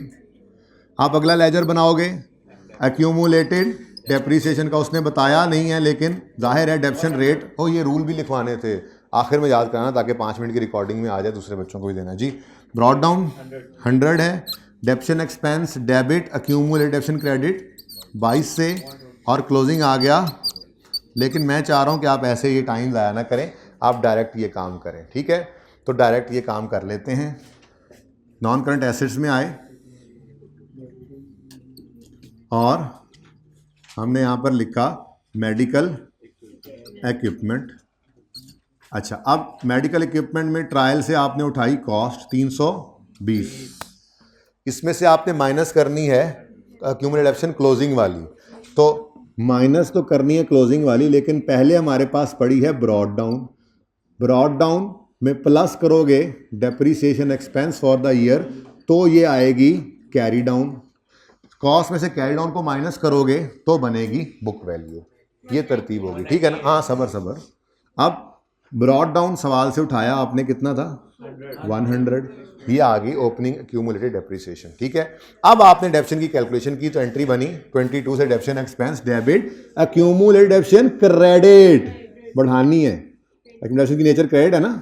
अब ये 122 बन गया एक्यूमुलेटेड डेप्रीसिएशन का बैलेंस। कॉस्ट है 320 लेस 122 इज इक्वल टू। तो मैं ये चाह रहा था कि आप ये काम ऐसे 2 लेजर्स बना के ना करें, डायरेक्ट भी करना चाहिए। ठीक है, तो जिसको ये समझ ना आए ब्रैकेट, वो डायरेक्ट भी कर सकता है। सिट लिया समान थले तुझे। ओके, चलें जी, दोनों एसेट्स डेप्रीशिएट भी हो गए, सवाल तो ख़त्म हो गया है। अब नहीं, दोनों एसेट रिकॉर्ड तब हो गए जब इसको क्लोजिंग निकालूंगा एंड पे आके मैं। ठीक है, अभी क्लोजिंग निकालना है ना मैंने। कर दूं क्लोजिंग्स? अभी ट्रायल तो पोस्ट कर ले, मैं कह रहा हूँ सारा ट्रायल पोस्ट कर लेते हैं, फिर एंड पे बैलेंसिंग कर लेते हैं, ठीक है? ट्रायल की पोस्टिंग रहती है ना भाई, सवाल मुकम्मल थोड़ा ही हो गया, ठीक है? ट्रायल की पोस्टिंग रहती है। चलो जी शुरू करते हैं। CWIP हो गया, कैश एट बैंक, ऊपर कोई डेटर स्टॉक्स वगैरह की जगह थोड़ी सी छोड़कर, जी बेटा कैश एट एंड बैंक नहीं था, कैश एट बैंक लिखा हुआ था। चलो कैश एट बैंक कितना है जी? कैश एट बैंक 60, ठीक है जी। उसके बाद नेक्स्ट देखते हैं जी क्या है। क्लोजिंग इन्वेंट्री आ गई। किस चीज़ की इन्वेंट्री है जी? मेडिसिन एंड सप्लाईज की। क्लोजिंग इन्वेंट्री करंट एसेट्स में आ गई। इन्वेंट्री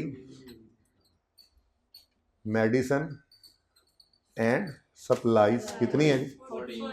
14, ठीक है। नेक्स्ट कंट्रीब्यूशन जो था वो जहां जहां जाना था जा चुका है, टिक कर लिया हमने। नेक्स्ट ओपनिंग जनरल फंड 332 माशाल्लाह अवेलेबल हो गया, 332 टिक करते जाएं। नेक्स्ट मेडिकल इक्विपमेंट और उसकी डेप्रिसिएशन चली गई। Next medicine and supplies consumed used expense है, मेडिकल सप्लाईज कंज्यूम्ड, ये तो एक्सपेंस होता है। जैसे हॉस्पिटल सप्लाईज मेडिसिन कंज्यूम्ड आया था नलतर, उसमें नलतर कह रहा हूँ चौंगतार हॉस्पिटल में जी 76 एक्सपेंस है, लेकिन डबल एंट्रीज की नहीं करनी, ट्रायल में से फिगर उठाई है ना, ठीक है जी। नेक्स्ट है अदर एक्सपेंसेस, ये भी सीधे सीधे इनकम एक्सपेंडिचर में एक्सपेंसेस में ले आओ। अदर एक्सपेंसेस जी कितने? 19। नेक्स्ट पेबल्स लाइबिलिटीज में ले जाओ, करंट लाइबिलिटीज में ले जाओ। पेबल्स कितना जी? 17। अब ये मुफ्त के नंबर पड़े हैं सारे। नेक्स्ट रिसर्च कॉस्ट, पहले ही हमने डिसाइड कर लिया क्या क्या करना है इसको। इसको एक्सपेंस में, कॉस्ट है लेकिन एक्सपेंस में नहीं लिखना, यही सीखा था ना, एक्सपेंस में नहीं लिखना बल्कि इसको रिसर्च, किधर गया, रिसर्च फंड में लिख लेना है, ठीक है। तो बस समझ आ रही है, ठीक है। जिसकी एंट्री बना करती है research fund debit cash credit, तो वो research fund debit cash credit, expense debit cash credit हो चुका है। बस उस एक्सपेंस को एक्सपेंसेस में लिखने के बजाय यहाँ पर प्रेजेंट करना था हमने, डबल एंट्री नहीं करने बैठ जाना, डबल एंट्री हो चुकी है, कैश क्रेडिट हो चुका हुआ है। बस वो फंड जो डेबिट करना था उसने सिर्फ फिगर बता दी कि वो फिगर देखें तो सही, एक्सपेंस में लिखते हैं या इस रिसर्च फंड में लिखते हैं, तो हम तो रिसर्च फंड में लिखेंगे, ठीक है। तो डेबिट कर दिया हमने यहाँ पे रिसर्च कॉस्ट, रिसर्च एक्सपेंस या रिसर्च कॉस्ट कितनी? 33। नेक्स्ट रिस्ट्रिक्टेड फंड, ये ओपनिंग जहाँ जाने थे लेजर्स में जा चुके। सैलरीज एक एक्सपेंस है, ये इधर ले आओ, सैलरीज डबल एंट्री कोई नहीं करेंगे, ट्रायल से चीज़ें उठा रहे हैं। तो सिर्फ ट्रायल के बगैर वाले सवाल को तो बड़े कंफर्टेबल चल रहे थे हम, तो ट्रायल वाले सवाल ज़रा चूँकि इंट्रो में थोड़ी सी विटामिन कैल्शियम की कमी जी 500, अच्छा 5-3 नहीं होता, ये 53 होता है, ठीक है जी 5-3, ये तो 9-2 11 वाली बात हुई जी। अच्छा बाद में देखते हैं, पता नहीं कोई और चीज़ ही ना आ जाए, ठीक है। यहाँ तक सारा ट्रायल भी पोस्ट हो गया। चले अब जनरल फंड से कुछ आएगा तो ये क्लोजिंग निकलेगा, इसने तो जवाब दे दिया, ठीक है। लेकिन एक चीज़ बताओ, क्या बिल्डिंग डेप्रिशिएट हो नहीं गई? तो इधर से रोने की आवाज़ें आएंगी नहीं आएंगी? आनी चाहिए। ये फंड में कितने पैसे इकट्ठे हो चुके हैं? 240। 400 की बिल्डिंग और फंड 240 हो सकता है, पहली बात तो ये, ठीक है। तो जब 1 अप्रैल को बिल्डिंग कंप्लीट होकर डेप्रिशिएट हो गई थी तो फिर 1 अप्रैल से ही इस फंड को भी हम डेफर्ड लाइबिलिटी कहकर, यानी अब इनकम बन गई है हमारी, ये इनकम बन गई है, इसको फंड से हम इनकम में ले आएंगे, लेकिन इनकम सारी नहीं चार्ज कर रहे, ये मैंने बताया था ना, इनकम सारी नहीं चार्ज कर रहे, बल्कि क्योंकि एसेट से रिलेटेड था तो जैसे जैसे एसेट डेफिसिट होगा वैसे वैसे इसको इनकम में डालेंगे, ठीक है। तो फिर याद करें यहां पर क्या आएगा, यहां पे आएगा building fund income, building fund income, ये नहीं याद करना, याद करने वाली बात तो ये है, सिर्फ 400 की बजाय लिखा करते थे 240 और आगे करते थे कॉपी पेस्ट, तो हुआ ये कॉपी और यहां पे हो गया पेस्ट जी, 9। तो ये नहीं, एंट्री तरतीब से करें, double entry, liability, deferred liability, income माने डेफर्ड ग्रांट इनकम में जा रही है entry, deferred grant debit, income credit. आज ये क्या है, बिल्डिंग फंड, इसको कम करना है, तो बिल्डिंग फंड डेबिट और इनकम क्रेडिट, जरा डबल एंट्री तरतीब से हो जाए, ठीक है। तो ये कहां पे चला गया जी, ये इनकम बन गया भाई, ठीक है। अब कैरी डाउन निकल आएगा, बिल्कुल निकल आएगा भाई, बात समझ आई है, तो लॉजिक समझ आई है, लॉजिक।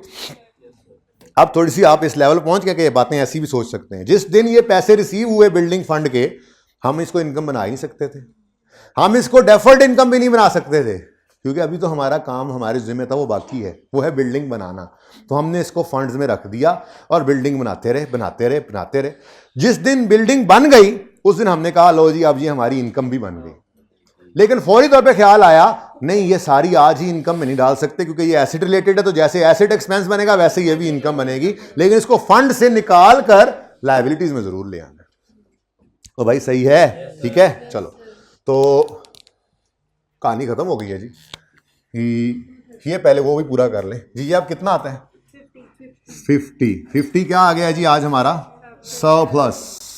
तो सरप्लस आया है जी, सरप्लस 50 का 20%, पहले से सरप्लस लाओ ना, 50 इधर आ गया, अब ये जनरल फंड के अंदर आ गया, लेकिन अब इसमें से निकालना कितना है, और जनरल फंड का 20% निकाल लेना, उसने रूल, उनके रूल की मर्जी है, वो कह देते हो सकता है कि फंड में जितना पड़ा हो उसका 10% निकाल लो, उन्होंने कहा नहीं सरप्लस का 20% निकालना है, लेकिन पहले सरप्लस को इधर ले जाओ, अब ये फंड में आ गया, अब इसमें से निकालो कितना, 50 का 10%, ठीक है। तो 50 का 10% कितना आ गया, 10 आता है ना। ये हो गया जनाब fund, general fund debit, specific fund credit, ठीक हो गया। अब ये भी कंप्लीट हो गया, बाद में करेंगे टोटलिंग, फिलहाल में डिब्बा बना के उधर जाने दें, ठीक है, और ज़रा देखने दें कि सवाल में अब कुछ रह तो नहीं गया जी। सवाल में कोई चीज़ रहती है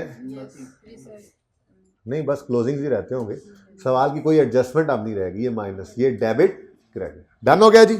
चलो अब शुरू कर दो जी काम। बैलेंसिंग 30, ये 37 यहाँ पे आ गया, रिसर्च, बस ब्लू मार्कर से बड़े हो गए, रिसर्च फंड, वर्किंग नंबर 1 कितना जी, 37। इसका क्लोजिंग क्या बता रहे थे, 372, इसका क्लोजिंग 230।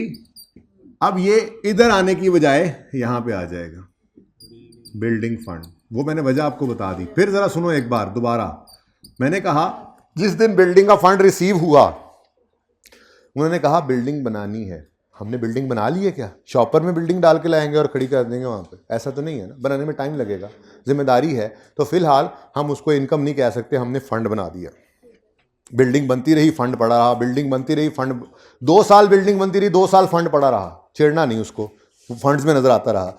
बिल्डिंग तीसरे साल में कंप्लीट हो गई, अब बिल्डिंग ने डेफिसिट होना शुरू करना है, ठीक है, लेकिन बिल्डिंग क्या, पहले मैंने बोला बिल्डिंग कंप्लीट हो गई, जिस दिन बिल्डिंग कंप्लीट हुई हमने कहना लो जी हमने ये इनकम अब हमारी बन गई, हमने ये जिम्मेदारी पूरी कर दी, अब हम इसको इनकम बना सकते हैं।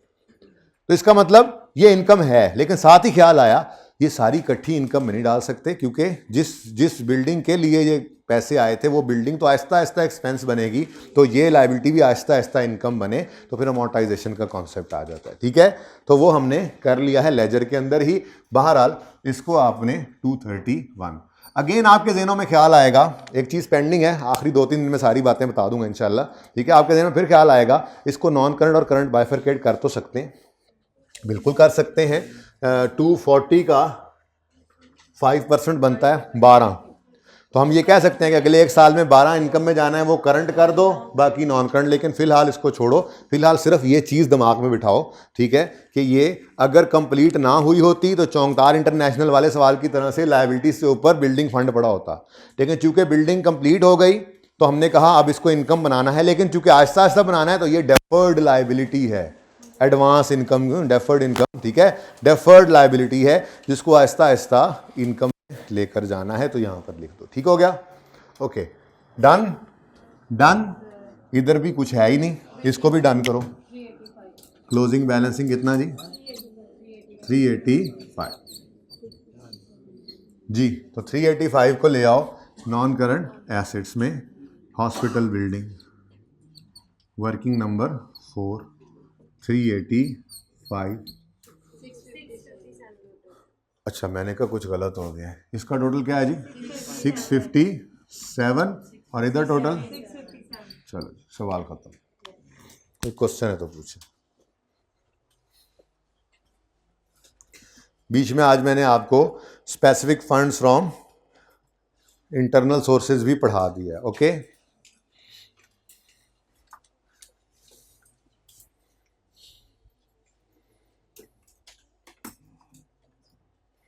आसान सा सवाल था। वो सवाल ना मैं लेक्चर नोट्स में डालना भूल गया हूँ। लास्ट टाइम मैंने ना इसी सवाल को फिर बदला, इसमें एंडोमेंट फंड डाला, एंडोमेंट फंड डाल के फिर दोनों मेथड से सवाल को हल करवाया, लेकिन ICAP ने दफा कह दिया मेथड एक ही है, तो फिर वो सवाल तो है ही, सिर्फ उसकी रिक्वायरमेंट बदलनी है। वो फिर मैं आपको दे दूंगा इसी वक्त में असाइनमेंट के तौर पे, होम असाइनमेंट के तौर पे, ठीक है। इसी सवाल में कोई 2-4 चीज़ें ऐड की थी, बस छेड़छाड़ की थी। वो मैंने लेक्चर में अपनी दोस्त, मैं कहा ओ आज एक होमवर्क देता हूँ, उधर गया तो था ही नहीं। मैं कहा ओहो, ये तो भूल ही गया, सिरे से भूल गया।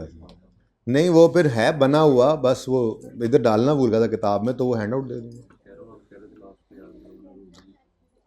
हाँ भाई, रूल जो लिखने हैं यार, अब वो साकिब को बुलाएं ताकि मैं साकिब को ये कह दूं कि वो मुझे कल सुबह की क्लास में ये याद करा दे रूल्स लिखवाने, क्योंकि अभी ये दरमियान में चल रहा है, अब यहाँ से तो बच्चों को नहीं लिखवा सकता ना। सैटरडे के लेक्चर में लिखवाऊँ ताकि मैं तब तक भूल जाऊँ।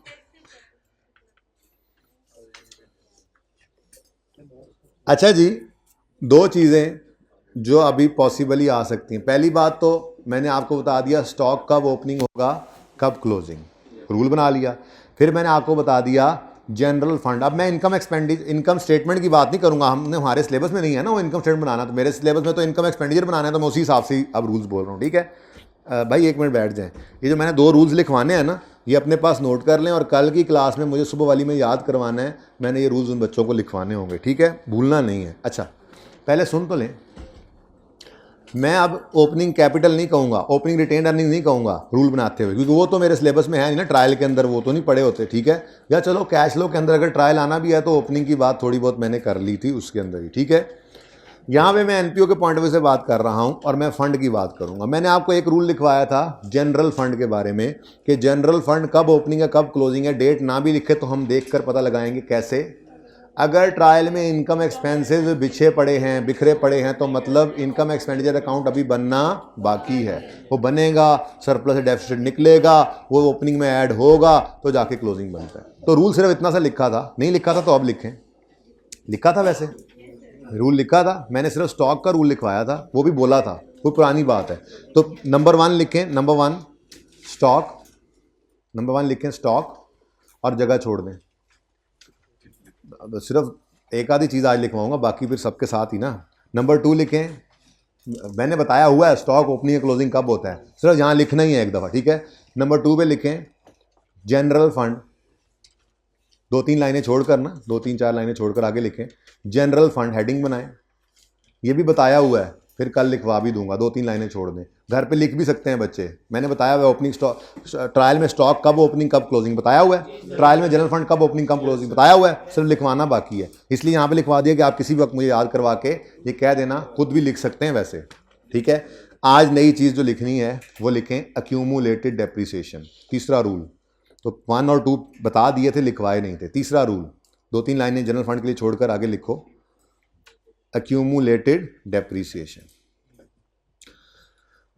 जी बच्चों, ये दोनों सवालों में ये मसला हमारे सामने आया था कि यहाँ पे तो लिखा ही नहीं होता कि ये एक्यूमुलेटेड डेप्रिसिएशन है, ना कि ओपनिंग क्लोजिंग की बात आती। अब मुझे कैसे पता चला कि ये ओपनिंग है और इस साल की डेप्रिसिएशन अभी कैलकुलेट होगी, वो इसमें क्रेडिट होगी तो ये क्लोजिंग बनेगा। मैंने थोड़ी देर पहले यहाँ पे ट्रायल बनाया, अपना लेजर बनाया था एक छोटा सा एक्यूमुलेटेड डेप, वो उधर फिर मिटा दिया था कि यार डायरेक्ट कर लो। तो मैंने यहाँ पे 100 से कैसे ब्रॉड डाउन क्यों लिखा था, अनएडजस्टेड कैरी डाउन तो नहीं लिखा था, ब्रॉड डाउन क्यों लिखा था, किसी ने सवाल ही नहीं किया। फिर डेप्रीसिएशन एक्सपेंस मैंने निकाल कर 22, इसको क्लोजिंग 122 बताया था। तो मुझे बताओ, मुझे कैसे पता चला था कि ये 100 ओपनिंग एक्यूमुलेशन है? 31 दिसंबर 21 है बेटा, ये भी इसके नहीं, ये क्लोजिंग डेट है, हम इसी साल की इनकम एक्सपेंड। जी हाँ, छोटी सी बात, वैसे तो ज़्यादा बड़ी बात पता है क्या, ज़्यादा बड़ी बात, लेकिन वो ज़रा कभी कभी परेशान भी कर जाती है। ज़्यादा बड़ी बात ये है कि अगर उससे पहले ओपनिंग एक्यूमुलेटेड डेप्रिसिएशन क्लोजिंग में कन्वर्ट होता कैसे है? डेप्शन की एंट्री के बाद। इसका मतलब अगर डेप्शन की एंट्री होगी तो ये क्लोजिंग होगा। और डेप्शन की एंट्री क्या होती है? डेप्शन एक्सपेंस डेबिट एक्यूमुलेटेड डेप्शन क्रेडिट। ये तो है टेक्निकल बात। ट्रायल के फेस पर जाकर डेबिट साइड पे जो हम देखते हैं तो हमें कहीं पे डेप्रिसिएशन एक्सपेंस नज़र नहीं आ रहा, इसका मतलब अभी एंट्री पास नहीं हुई। लेकिन ये कमज़ोर इसलिए है बात क्योंकि हो सकता है कि डेप्रिसिएशन एक्सपेंस किसी एक्सपेंस में छुपा भी दे, तो ऐसी सूरत में उसको बताना पड़ता है, ठीक है ना। बहरहाल ये एक कमज़ोर बात थी, लेकिन जो रूल है वो ये नहीं बनाएंगे, ठीक है ये भी कॉन्सेप्ट वाली बात कि अगर डेप्शन एक्सपेंस, अगर ये क्लोजिंग है तो मतलब डेप्शन एक्सपेंस की एंट्री पास हो चुकी है। अगर हो चुकी है तो दिखाओ ट्रायल के डेबिट साइड पे, तो दिखाओ, हमें भी दिखाओ डेबिट साइड पे ट्रायल के अंदर, क्यों भाई। लेकिन नज़र नहीं आने का मतलब क्या है, ये ओपनिंग है, अभी डेप्शन कैलकुलेट होनी है। लेकिन इससे भी आसान रूल जो लिखवाऊंगा वो भला क्या है, वो ये है कि अगर अदर इन्फॉर्मेशन में आपको डेप्रीसिएशन निकालने की इन्फॉर्मेशन दे दे, यानी रेट मेथड वगैरह, तो वो ऐसे पागल नहीं है कि वो बातें लिख रहा होता है आप, अनलेस कि वो खुद बता दे कि एक्यूमुलेशन क्लोजिंग है, डेट लिखकर आपने खुद से अज्यूम कभी भी नहीं करना। तो रूल लिखो, एक्यूमुलेशन का रूल लिखो, अगर अदर इन्फॉर्मेशन में डेप्रीसिएशन एक्सपेंस कैलकुलेट करने का डाटा गिवन हो, अगर अदर इंफॉर्मेशन में डेप्रीसिएशन एक्सपेंस कैलकुलेट करने का डाटा गिवन हो, तो ट्रायल में नजर आने वाली एक्यूमुलेटेड डेप्रीसिएशन ओपनिंग होगी। तो ट्रायल में नजर आने वाली एक्यूमुलेटेड डेप्रीसिएशन ओपनिंग होगी। काश के फाइनल अकाउंट्स होता, बड़ा मज़ा आता था उस टॉपिक में। ट्रायल की हर चीज़ के बारे में खूब ऐसी बहस करके रूल बनाया करते थे बच्चों के साथ हम, बस वो फिर चला गया फाइनल अकाउंट, रूठ गया हमसे कैब से, ठीक है। तो बात समझें, ट्रायल का खौफ है और कुछ नहीं है आप लोगों को। फाइनल अकाउंट में सिर्फ ट्रायल का खौफ होता है, वरना सारे टॉपिक्स बच्चा पढ़ के आता है, वो यही खौफ होता है, ओपनिंग है या क्लोजिंग है, ओपनिंग है या क्लोजिंग है।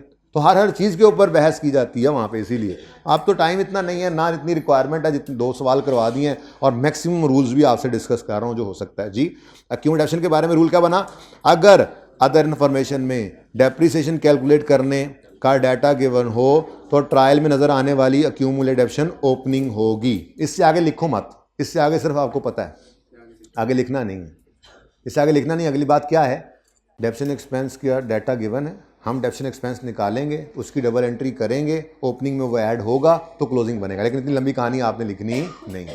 तो उसूल क्या बना, अगर अदर इन्फॉर्मेशन में डेप्शन कैलकुलेट करने का डाटा गिवन हो तो ट्रायल वाली एक्यूमुलेटेड डेप्शन ओपनिंग होगी। अगली हेडिंग बनाओ, प्रोविजन फॉर डाउटफुल डेट। ये भी तो आ सकता है ना, एनपीओ के टॉपिक में आ सकता है। हमारे मेंबर्स भाग जाते हैं या भाग जाएंगे, या तो हम एडवांस ले लेते हैं, या फिर अगर एरियर में है तो फिर गड़बड़ तो हो सकती है भाई, सर्विस लेके पैसे नहीं दिए चले गए। तो लिखो अगली PFDD, provision for doubtful debt, ठीक है। अब रूल लिखना शुरू करो।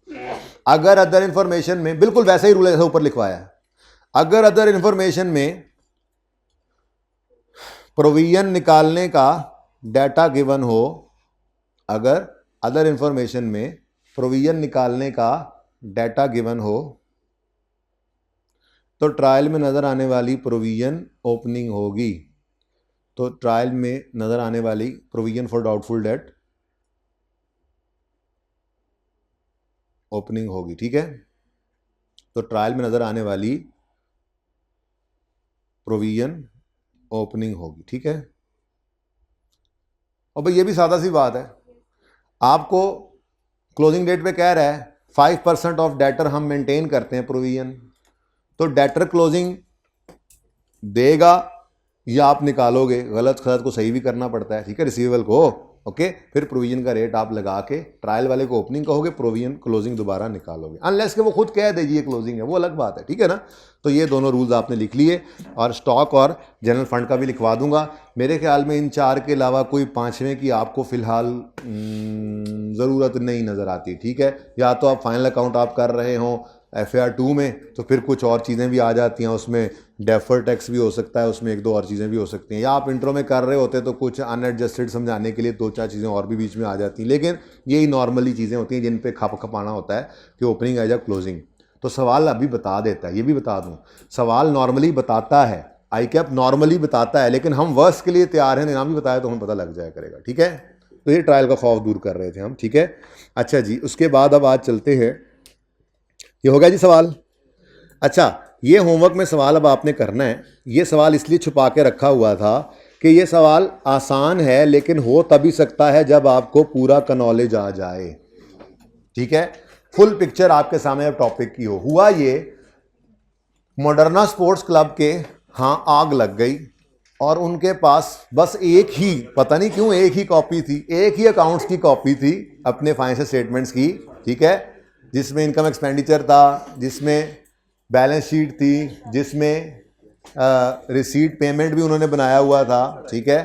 तो आग लगी और उसमें अकाउंटेंट जान पे खेल के भाग के गया और जाके वो अकाउंट्स तो उठा लाया, क्योंकि उसको पता था बस यही है एक कॉपी, लेकिन फिर भी कुछ सेंक सूंक लग गया कुछ जगहों पे ना, आग में कुछ ऐसे ब्लैक हो जाता, थोड़ा सा फौरन उसे उठा लिया, ऐसे करके बंद चेंज कर लिया, उसने पानी नहीं डाला, उसने ऐसे आग बुझा ली, लेकिन कुछ जगहों पे आग लग गए असरात, ठीक है। यहाँ पे जो चीज़ थी उस पर ब्लैक आ रहा है, ये ब्लैक हो गया सारा, ठीक है, ये सारा ब्लैक हुआ पड़ा है। थोड़ी जगह पे जैसे वो बेचारा गया ले तो आया, इनकम एक्सपेंडिचर ज़्यादा तबाही मची हुई है, ये पहले सर्वे होगा ना, पहले सर्वे इनकम एक्सपेंडिचर होता है, ठीक है ना, ज़्यादा तबाही इधर मची हुई है। ये तीसरे में था, ये बिल्कुल बच गया तकरीबन, कोई 1-2 यहाँ पे भी सेक आ गए, ठीक है। तो बस ये सवाल है, और कहता है जी मिसिंग इन्फॉर्मेशन बताओ क्या है।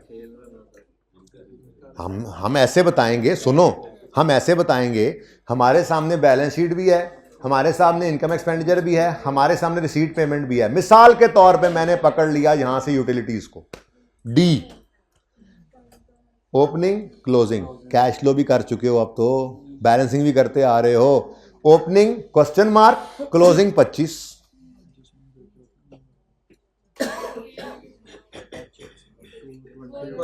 221 एक्सपेंस, ये इनकम इस तरफ है, एक्सपेंस इस तरफ है, ठीक है। लेकिन एक दो चीजें टेक्निकल है थोड़ी सी। एक्सेस, ये इसने जो है वो जो कोई इवेंट करवाया है ना, इवेंट, उस इवेंट के अंदर भी एक इवेंट भी है इसमें, वो हाँ वो आई है, उसकी फिगर भी मिसिंग है, उसमें इनकम एक्सपेंस नेट होगा, लेकिन चलो कहीं ना कहीं से तो मिलेगा भी सही, वो कहीं ना कहीं से तो मिलेगा भी सही। कंट्रीब्यूशन और एनुअल स्पोर्ट्स इवेंट कंट्रीब्यूशन आ रहे हैं, कुछ यहाँ पे खर्चे, एनुअल स्पोर्ट्स इवेंट के खर्चे हो रहे हो, सब मिलेगा आपको इंशाल्लाह। बस आपने तसल्ली से सवाल को करना है। सवाल के 18 नंबर थे, 11-12 तो आप वैसे ही ले लेंगे इसमें। और करना क्या, जैसे मैं बता रहा था, सॉरी मैं था यूटिलिटीज पे, मैं बना रहा था, लेजर बना लेंगे जिन का ओपनिंग या क्लोजिंग है। अब यूटिलिटी का ओपनिंग मिसिंग था, क्लोजिंग आ गया, एक्सपेंस में यूटिलिटी एक्सपेंस आ गया, और पेमेंट में यूटिलिटीज की पेमेंट भी आ गई।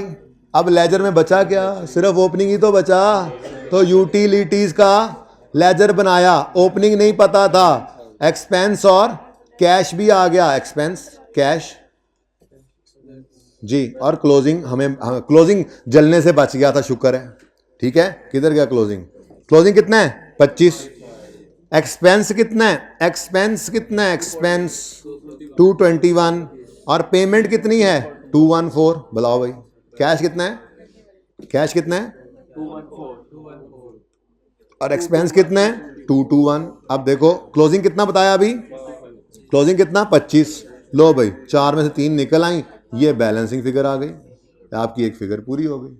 तो ऐसे ही सवाल करना है और इंशाल्लाह हो जाएगा 70-80%। जी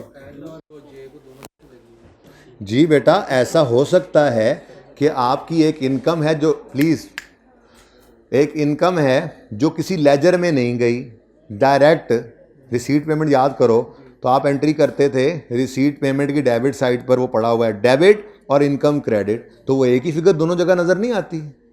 तो अगर मिसाल के तौर पे कौन सी चीज़ आप कह रहे हैं, जे, जे कहाँ है जे?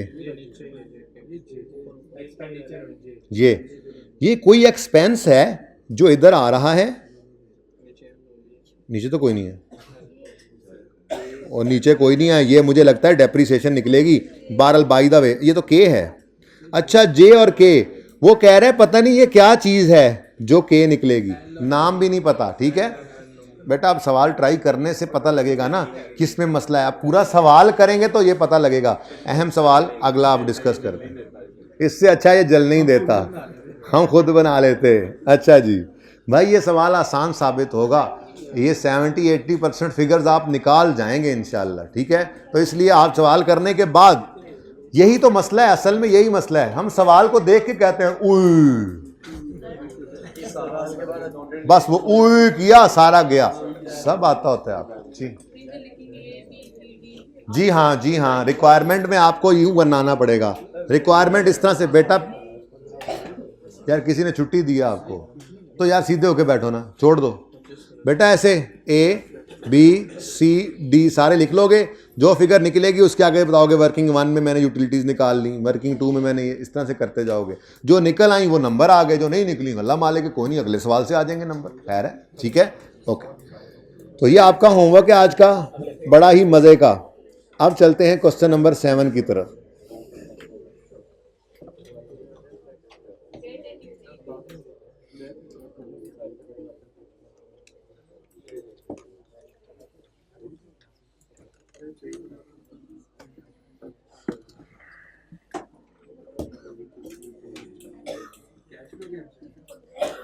नहीं यार, कैश लो के एमसीक्यूज की बात कल करूंगा, और कल फिर होमवर्क, आज ये सवाल भी होमवर्क में आ गया, तो कल नई चीज़ कुछ होगी, कुछ छोटा मोटा काम होगा। आपस में बातें मत किया करें, फिर सवाल आ जाना है किसी बात का जो मैं बता रहा हूँ। जब मैं बोल रहा हूँ तो कोई बच्चा ना आपस में बोला करे, जब मैं कोई काम कर रहा हूँ फिर आप बोल लें वो बात, क्योंकि उसमें जो बात बताई जाती है अक्सर वही सवाल थोड़ी देर बाद सामने आता है। ठीक है, तो फिर जाती है। अच्छा जी, सोल्यूशन में ओपन कर रहा हूँ, क्वेश्चन नंबर 7 का सोल्यूशन में ओपन कर रहा हूँ। कहाँ होगा, कौन से समय पे होगा? किसने बोला? तुमने बोला?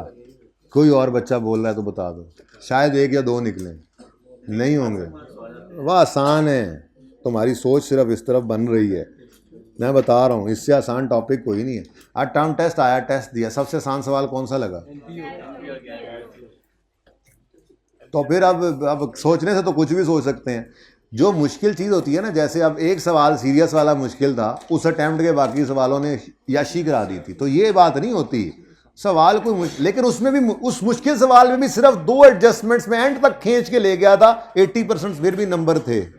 और मुश्किल वो इसलिए कह दिया था कि ज़रा नहीं है तो मुश्किल कह दिया, आधे बच्चों को मुश्किल लग रही है। मैं ये लफ्ज़ ना बोलता तो मुश्किल ना लगती, आई बैट।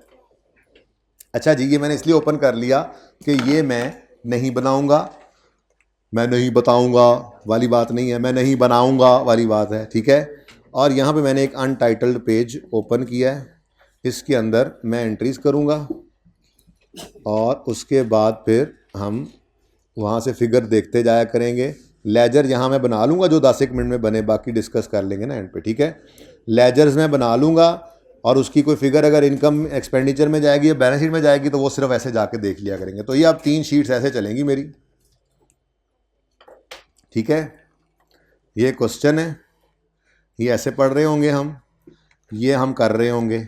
जो चीज़ इनकम एक्सपेंडिचर में जानी है ना, वो देखने के लिए फिर यूं जाकर टिक कर दिया करेंगे। ओके, तो करने वाला काम कर लेते हैं। ठीक है जी, शुरू करते हैं जी।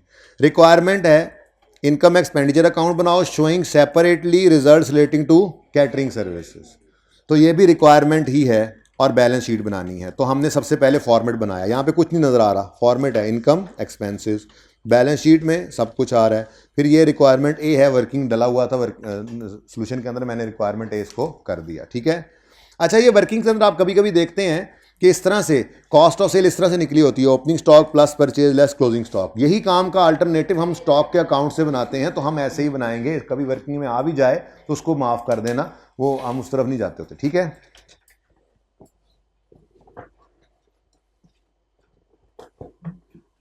ये हिलती रहनी है सीट सारी। ओके, अच्छा जी, चलें जी, फॉर्मेट बन गया। इसको रिक्वायरमेंट कह लिया जी। अब सवाल शुरू करते हैं। सबसे पहले तो सवाल में मुझे जिन जिन के बारे में बताओ। पॉइंट 8 में जिन जिन के बारे में, रेंट का लेजर मैं नहीं ओपन कर रहा, इलेक्ट्रिसिटी का नहीं ओपन कर रहा, क्रेडिटर का नहीं ओपन कर रहा, स्टॉक का ओपन कर रहा हूं। स्टॉक और स्टॉक ऑफ क्रॉकरी, अब पता नहीं ये दो अलग अलग चीजें आ गई हैं। चलो खैर, स्टॉक किधर गया, और stock of crockery. Stock of crockery का ओपनिंग बताइएगा जरा। खैर जाओ सीरी। स्टॉक ऑफ क्रॉकरी है ना, करो 1 मिनट, दोनों तरफ सवाल नहीं रहा।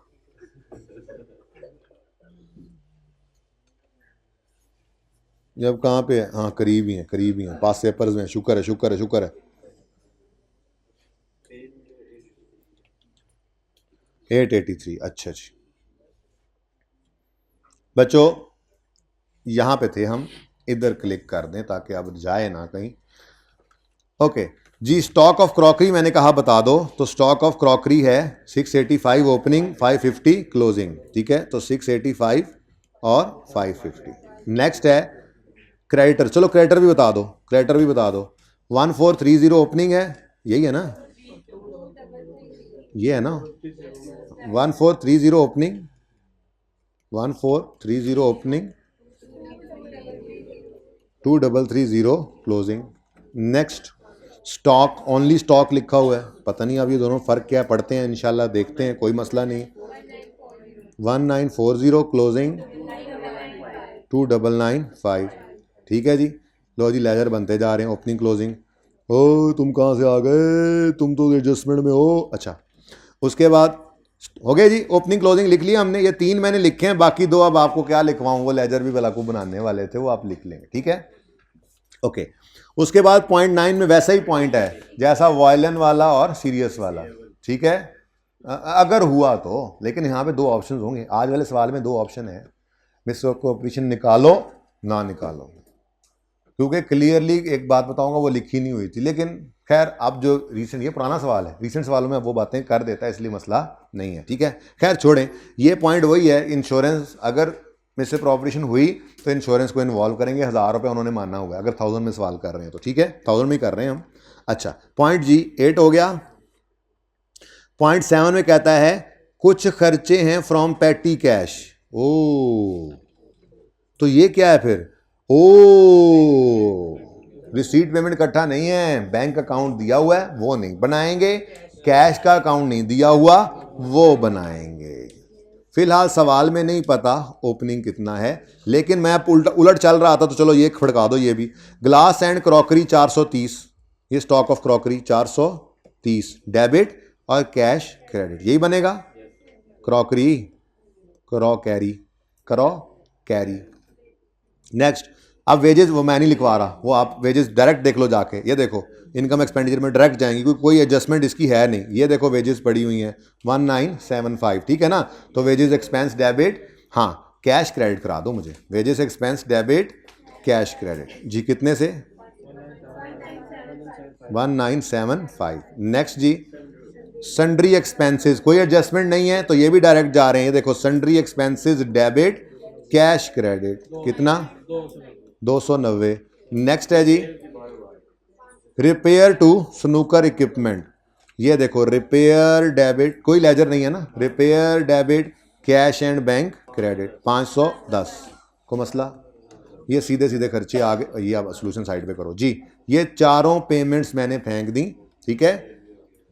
अच्छा, अगर यहां लिखा होता परचेजेस तो उसको कभी भी पेमेंट टू क्रेडिटर नहीं लेना, यही तो बताना चाह रहा था। मैंने रूल लिखवाया था, जाके देखो, अगर बैंक की पेमेंट साइड पे परचेजेस नजर आए तो पेमेंट टू क्रेडिटर, और अगर कैश की पेमेंट साइड पे नजर आए तो वो पेमेंट टू क्रेडिटर नहीं है, फिर वो कैश परचेजेस ही हैं। मजबूरी ये थी कि कैश और बैंक अक्सर इकट्ठा बन रहा होता था, तो वो बैंक वाला रूल पे रिसीट पेमेंट पे भी कैश एंड बैंक इकट्ठे वाले पे भी लग जाता है, ठीक है ना। ये जरा फर्क भी करना जरूरी था, अभी तो नहीं हो रहा था, कहीं पे इस्तेमाल हुआ, लेकिन हो सकता है हो भी जाए पर्चे में। ये शरारत कर सकता है पर्चे में, बैंक दे परचेजेस लिखे, कैश की पेमेंट्स दे परचेजेस लिखे, आप दोनों कोई पेमेंट टू क्रेडिटर ले लो, नहीं ये गलत होगा। बैंक वाली पेमेंट टू क्रेडिटर होगी, कैश वाली कैश परचेज होगी, उसकी एंट्री होगी इन्वेंट्री डेबिट कैश क्रेडिट, और उधार वाली की एंट्री होगी वो इन्वेंट्री अकाउंट से क्रेडिटर से निकलेगा, ठीक है ना। ओके, अच्छा जी, कहाँ थे हम? यहाँ थे हम। 0.7 भी हो गया, 0.8 भी हो गया, 0.6 है, 0.6 है।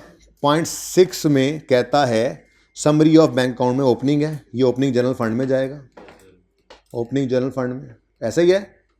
उसके बाद ओ माय गॉड, बैंक में सिर्फ डिपॉजिट आ रहा है,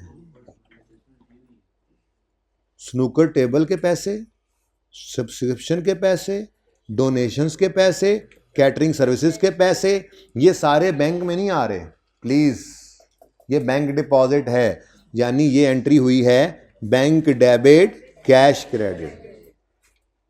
यानी जितने पैसे भी आते हैं, ये समझने वाली बात थी, जितने पैसे भी आते हैं स्नूकर टेबल के, जितने पैसे भी आते हैं सब्सक्रिप्शन के, डोनेशन के, कैटरिंग सर्विसेज के, वो पहले आते हैं कैश की दराज में, वरना यहां नामों से आते ना, ठीक है।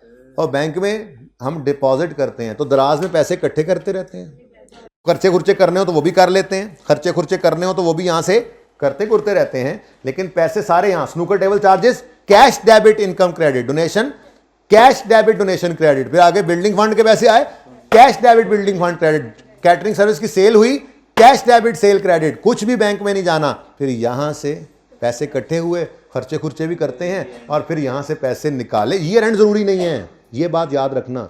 आपको समरी दी गई है भाई, पूरे साल की बैंक स्टेटमेंट, भाईजान सारा साल पैसा रखे रखते हैं, लेने वाले ले जाएं, कभी भी नहीं। ये हो सकता है कोई लोग डेली जाके कैश बैंक में जमा कराते हो सकता है कोई लोग जो हफ्ते बाद कराते हो, कोई महीने बाद, जब इतना कैश हो जाए जो लगे कि यार ये दुकान में छोड़ना सही नहीं है, तो दुकानदार जाते हुए बैंक में जमा करा देगा। तो वो तो साल में कई दफा हुई होगी ये entry, bank debit cash credit, bank debit cash credit. बिजली के बिल 12 आते हैं, यहां पे एक लिखा हुआ है, क्या एक बिल होता है? नहीं, ये समरी बना दी जाती है आपके लिए, सारे साल के जितने बैंक डेबिट कैश क्रेडिट हुए थे वो इकट्ठे करके आपको फिगर दी जाती है, सारे बिलों को इकट्ठा करके यहां लिखा जाता है, सारे रेंट्स को इकट्ठा करके यहां आपके लिए समरी बनाई होती है, ये ध्यान में रखना, ठीक है। अच्छा, बात क्या हो रही थी? बात ये हो रही थी कि सारे पैसे कैश में इकट्ठे होते रहते हैं, कुछ खर्चे भी होते रहते हैं, और फिर कैश से पैसे बैंक में जाते हैं, और बैंक से पैसे कैश में भी आते होंगे, जो अलग अलग हो ना, तो ये पैसे आना जाना होता ही रहता है, ठीक है। तो ये पता लगा हमें कि ये स्नूकर टेबल, सब्सक्रिप्शन, डोनेशन और कैटरिंग सर्विस के पैसे कैश में आएंगे, फिर वहां से बैंक डिपॉजिट करते हैं। ओके, अब चलो, अब ये सामने नजर आ गया, तो इसकी एंट्री भी फरमा दें। इसकी एंट्री क्या होगी? इसकी एंट्री क्या होगी? बैंक डेबिट कैश क्रेडिट, कितने से जी? 0.5, 2616.0.5 किस्तों में बताते हो आप। डन हो गया जी? अच्छा, ये सोल्यूशन मैंने नहीं देखा, सोल्यूशन नहीं देख रहा मैं तो अपना सोल्यूशन कर रहा था। ये लेजर बना नहीं रहा, क्यों? बैंक का लेजर ऐसे बना हुआ है, ओपनिंग है, डेबिट्स हैं, क्रेडिट्स हैं, तो क्यों बनाए? टाइम जाया करना, ठीक है। अच्छा, चलें आगे। ओपनिंग जनरल फंड में ओपनिंग में जाना था, ये आ गया। आगे इंश्योरेंस की एंट्री आप कर लेंगे, लेजर हुआ तो लेजर में, नहीं तो डायरेक्ट। रेंट का लेजर है उधर, इलेक्ट्रिसिटी का गालिबन लेजर है उधर, परचेजेस लिखता है, बड़े आए तुम परचेजेस वाले, ये तो पेमेंट टू क्रेडिटर है। अब ये पेमेंट टू क्रेडिटर है, ठीक है। तो एंट्री बनी क्रेडिटर डेबिट, कितने से? 18,155 था गालिबन। Creditor debit bank credit, bank cash नहीं है, ठीक है।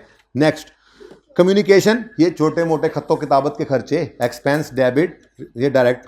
विड्रॉल्स, हाँ, ड्राइंग का कोई कॉन्सेप्ट नहीं है, हम बता ड्राइंग क्या देना। और जब सिंगल एंट्री का टॉपिक होता था ना, उसमें इस तरह से विड्रॉल लिखता भी था, तब भी बच्चों को यही कहा जाता था कि विड्रॉल, जब तक ये ना लिख withdrawal for personal user, drawing कह ही नहीं सकते थे, वहां पे भी नहीं कहते थे। ये पैसे का बैंक में जाना, बैंक से आना, ये चलता रहता है। पैसे ज्यादा बन गए दराज में, ये तो साल पूरे का रिकॉर्ड है ना। किसी वक्त दराज में पैसे ज्यादा इकट्ठे हो गए, निकाले बैंक में जमा कर दिए, किसी वक्त जरूरत पड़ गई कैश की, बैंक से निकाले कैश की दराज में रख लिए, तो ये तो चलता रहता है सारा साल। तो विड्रॉल का मतलब क्या है? विड्रॉल का मतलब है कैश में गए बैंक से निकलकर, ठीक है। तो बैंक क्रेडिट, कैश हमारा किधर गया? Cash debit. तो बैंक से ये पैसे आए हैं कितने? 4232.5। हाँ, पैसे भेजते ज्यादा हैं, निकालते थोड़े थोड़े, ठीक है, जरूरत पड़ने पर, क्योंकि कुछ पैसे तो कैश से वैसे ही हम खर्च कर रहे होते हैं। अच्छा, उसके बाद एक अच्छी एडजस्टमेंट थी 10%, लेकिन इस जैसी एडजस्टमेंट हम कर चुके थे। ठीक है। 130 रुपये का ये बैंक में एंट्री, ये इसकी एंट्री ये पड़ी हुई है, ठीक है। स्नूकर टेबल डेबिट, पेबल और बैंक क्रेडिट। बैंक में कितने पैसे नजर आ रहे हैं, लेकिन वो क्या कह रहा है, ये 10% डिपॉजिट है। अब डिपॉजिट को हम एडवांस ही कहते हैं। अगर कितने गई एडजस्टमेंट है ऊपर, ये carrying value of snooker table at जक्कम जनवरी वाज इतनी, कॉस्ट वाज इतनी, table acquired during the year was installed on 31 December. शुक्र है इंस्टॉल 31 दिसंबर को है, डेप्रिशिएट तो नहीं करेंगे। लेकिन 10% deposit on newly acquired table was paid in November, balance is payable in अगला साल, एक्सपेक्टेड लाइफ, ये सारी इसी की बात हो रही है। यानी जो ऊपर एडवांस नजर आ रहा है वो इन टेबल्स के मद में है, ठीक है, ओके। और ये अगली लाइन तो, आखिरी लाइन तो वैसे ही आ गई ना, तो सब पे आपने अप्लाई कर दी, ठीक है। आखिरी लाइन सब पे अप्लाई नहीं करनी थी। भाई साहब मिट जा यार प्लीज़ यार, हो गया, हो ज़्यादा ही मिट गया जी, ओके। ये अगली लाइन तो सब पे अप्लाई होगी ना डेप्रिसिएशन के लिए। अब भाई साहब बैंक के अंदर नज़र आया 10% एडवांस, जबकि वो कह रहे हैं कि ये स्नूकर टेबल इंस्टॉल हो गए। स्नूकर टेबल इंस्टॉल हो गए तो मतलब अब तो फिर एडिशन होना चाहिए ना, एंट्री तो होनी चाहिए स्नूकर टेबल डेबिट, ठीक है।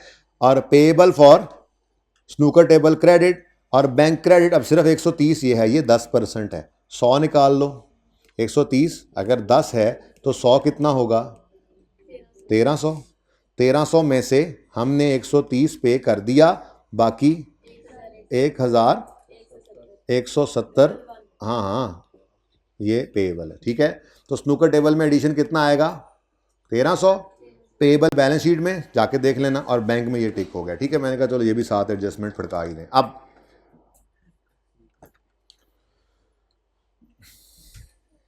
नहीं, शुक्र है शुक्र, मैंने लगा हंस गया फिर। लो जी, ये सारा बैंक हो गया टिक, साथ ही हमने ये भी कर दिया। अब जाहिर है डेप्शन तो आप खुद ही करेंगे, ओके। अब आते हैं ऊपर वाले 4 पॉइंट्स की तरफ। वैसे पहला पैरा भी पढ़ना चाहिए था। अकाउंटेंट इस दफ़ा रिज़ाइन कर गया, हमने नहीं निकाला, ठीक है। और इमदाद साहब ने ये प्रिपेयर करने की जिम्मेदारी संभाली और पता लगा है कि बुक्स ऑफ अकाउंट रिटर्न ही नहीं हुई जनवरी से। अब डाटा सारा ऐसे ही पूछ पाछ के गुजारा करना है हमने, ठीक है। अब वो कहते हैं after searching available records, discussing various issues with members of management committee, he was able to gather following information. Number 1, members of management committee control receipts relating to snooker table charges which totalled 3225। ये क्या है, income, ठीक है। लेकिन हुई किस में है, बैंक में या कैश में, कैश में, ठीक है। अब इसकी डबल एंट्री होनी है, कैश डेबिट, जरा बताना, snooker table receipts, snooker table income 322, ये कैश डेबिट और योर दोनों तरफ यही आ गया। मुझे वही डर था। सोल्यूशन सोल्यूशन सोल्यूशन सोल्यूशन, कौन सा पे, हाँ सरदान का डर है। तो आप लोग भी छेड़ते हैं मुझे, सरदान आ गए हैं। चुप करो, सरदान नहीं आएंगे, अभी बैठे हुए हैं, वो काम कर रहे हैं, मुझे नज़र आ रहे हैं। किधर गया यार, टेंशन से मतलब नजर, ये देखो cash debit income credit direct, ठीक है। Next, member subscription amounting to 3650, आगे ना पढ़ो, entry 3650, cash debit subscription income credit, ये सब्सक्रिप्शन आ गई जी। नाहंजार इंसान हो, कहता है इसमें से 75 जो है वो अगले साल से रिलेट करता है, तो ये क्या है, वो पागल हो गया इस टाइम। Closing advance 75, done. आगे बढ़े जी। 3000 डोनेट किया है किसी ने न्यू बिल्डिंग के लिए, और ये सम क्रेडिट कर दो बिल्डिंग रिजर्व अकाउंट में। भाई ये उस स्टेज पे खड़ा है जहां से आप बहुत आगे निकल आए हैं। ये आईके अपने इस अटेम्प्ट में सिर्फ ये कहा था ये बिल्डिंग से रिलेटेड फंड आया है स्पेसिफिक, तो बस एंट्री कर दो cash debit building reserve fund credit. ना कोई बिल्डिंग बनानी शुरू की थी, ना ये फैसला आया कि CWO आएगा या नहीं आएगा, इसको छेड़ना या नहीं छेड़ना, ना कंप्लीट करवाई थी। तो आप तो अब मार्फत के और लेवल पे पहुंच गए हैं, सवाल में तो एडजस्टमेंट यहाँ पे पड़ी हुई है, ठीक है। तो 3000 की सिंपल एंट्री, बिल्डिंग ये कैश डेबिट 3000 से, अरे देखो building reserve fund balance sheet में फंड्स के अंदर क्रेडिट, ओके। पूरा 3000। डन जी। ओके, यहां पे लिख दिया आपने बिल्डिंग फंड। डन बच्चों, और बोलो last, club provides catering services 20% of sale के ऊपर, stock and purchases relate to these services. एक तो ये पता लगा कि यहां पर एक कैश ने आना है जो होगा कैटरिंग सेल्स का, ठीक है। पता नहीं कहां से निकले, कॉस्ट ऑफ सेल से सेल निकालेंगे, जैसे भी करेंगे आप लोग, ठीक है। और अगली बात वो कहता है कि स्टॉक और परचेजेस रिलेट करती हैं दिस सर्विस यानी कैटरिंग सर्विस से। अब मसला यहाँ पे ये आया कि चलो परचेजेस तो मान लिया, स्टॉक तो दो तरह के आ रहे हैं, एक खाली स्टॉक, एक स्टॉक ऑफ क्रॉकरी। क्रॉकरी वाले को साइड पे कर दो, उसने बोला है स्टॉक जो सिर्फ स्टॉक है वो कैटरिंग का है, तो फिर स्टॉक ऑफ क्रॉकरी क्या मुसीबत होगी? ये लाइक स्टेशनरी है। हाँ, आप एग्जेक्टिव क्लब के मेंबर हो, मैं आपको मिलने आऊं, आप शॉपर में चाय मंगवा के स्ट्रॉ डाल के पिलाओगे क्या? भाई क्लब को अपने लिए क्रॉकरी चाहिए कि नहीं चाहिए? जैसे किसी दफ्तर को स्टेशनरी चाहिए, जैसे अस्पताल को हॉस्पिटल सप्लाईज चाहिए। बात समझने की कोशिश करें तो ये वही चीज है, like stationery, like hospital supplies, like office supplies, यानी वही कंज्यूम्ड वाला काम है इसके अंदर। यानी ये वाले स्टॉक से, यहां पे आपने लिख दिया, क्या था, कैश था, बैंक था, कैश था, यहां से कॉस्ट ऑफ सेल नहीं निकलेगी, क्रॉकरी कंज्यूम्ड निकलेगी, कोई टूट गई, पुरानी हो गई, तो ये एक्सपेंस बनेगा आपका, ठीक है। ओके सही। और ये वाली जो है, ये वाला जो स्टॉक है, ये स्टॉक परचेजेस यहां से निकलकर इधर आएंगी, यहां से कॉस्ट ऑफ सेल निकलेगी, मार्कअप मार्जिन से सेल निकलेगी। लेकिन अगली बात, अब आईकैप ने क्या किया ये सुन लें, और दूसरा ऑप्शन क्या है ये सुन लें। सवाल सारा खत्म हो गया, ठीक है। इतना सही सवाल था, क्योंकि आप जिस लेवल पे आप पहुंच गए, सवाल अब आपके सामने नहीं खड़ा हो सकता। आप कहते हैं तैयार नहीं, ये टॉपिक है, ये आसान है तो तुम्हारे वाला ही क्यों मुश्किल है? जी सुनो, अब आईकैप ने ये कहा ओपनिंग भी नहीं है और सवाल में कहीं नजर नहीं आया तो क्लोजिंग भी नहीं है। इसका बैलेंसिंग गालिबन को 72,000 कितना आता है, देखो जरा, 7.2 समथिंग आता है। मैं ही देख लेता हूं, आपको क्यों कह रहा हूं भला, बताओ भला। 7242, ठीक है। अब आईकैप ने ये कहा कि जी ये 7242 ये क्या है, मिस अप्रोप्रिएशन एक्सपेंस। आप ये अज्यूम करना चाहो तो ये कर लो। इसमें फिर क्या होगा, आप कहोगे 1000 रुपया इंश्योरेंस क्लेम से आना है, फिर 6242 एक्सपेंस हो गया, और कैश क्रेडिट हो गया 7242 से। लेकिन कोई बच्चा ऐसा भी होता है जो कह सकता है सर यहाँ पे ये तो नहीं लिखा होगा वो पैसे लेकर भागा है, तो हो सकता है ये 7242 पड़ा हो, तो अगर ये अज्यूम करना है तो फिर इसको जीरो अज्यूम कर लो। दोनों ही सही हैं, लेकिन मेरे ख्याल में आप वो फिडिलिटी वाली एडजस्टमेंट को यूज़ करना सीखने के लिए इसको अज्यूम जीरो कर लेना और इसको एक्सपेंस डाल के, ताकि ये 3 सवाल एक जैसे हो जाएं। एक एग्जेक्टिव क्लब, दूसरा गालिबन वायलेंट क्लब, और तीसरा सीरियस क्लब, ठीक है। इन तीनों के अंदर ये मामला था, ठीक है। तो सब कुछ आसपास से लेकर आया और ये बैलेंसिंग निकाल लिया, ठीक है। ठीक है जी, तो होमवर्क के अंदर मॉडर्ना वाला सवाल है, ज़िंदगी रही तो कल होगी मुलाकात नए टॉपिक के साथ। हाँ थोड़ा बहुत तो चलेगा एनपीओ, लेकिन शायद हम कल फ्रेमवर्क के रेशो को भी स्टार्ट कर पाएँ, शायद ना भी करें, ठीक है। तो देखेंगे, उम्मीद है कल करेंगे। अल्लाह हाफिज़।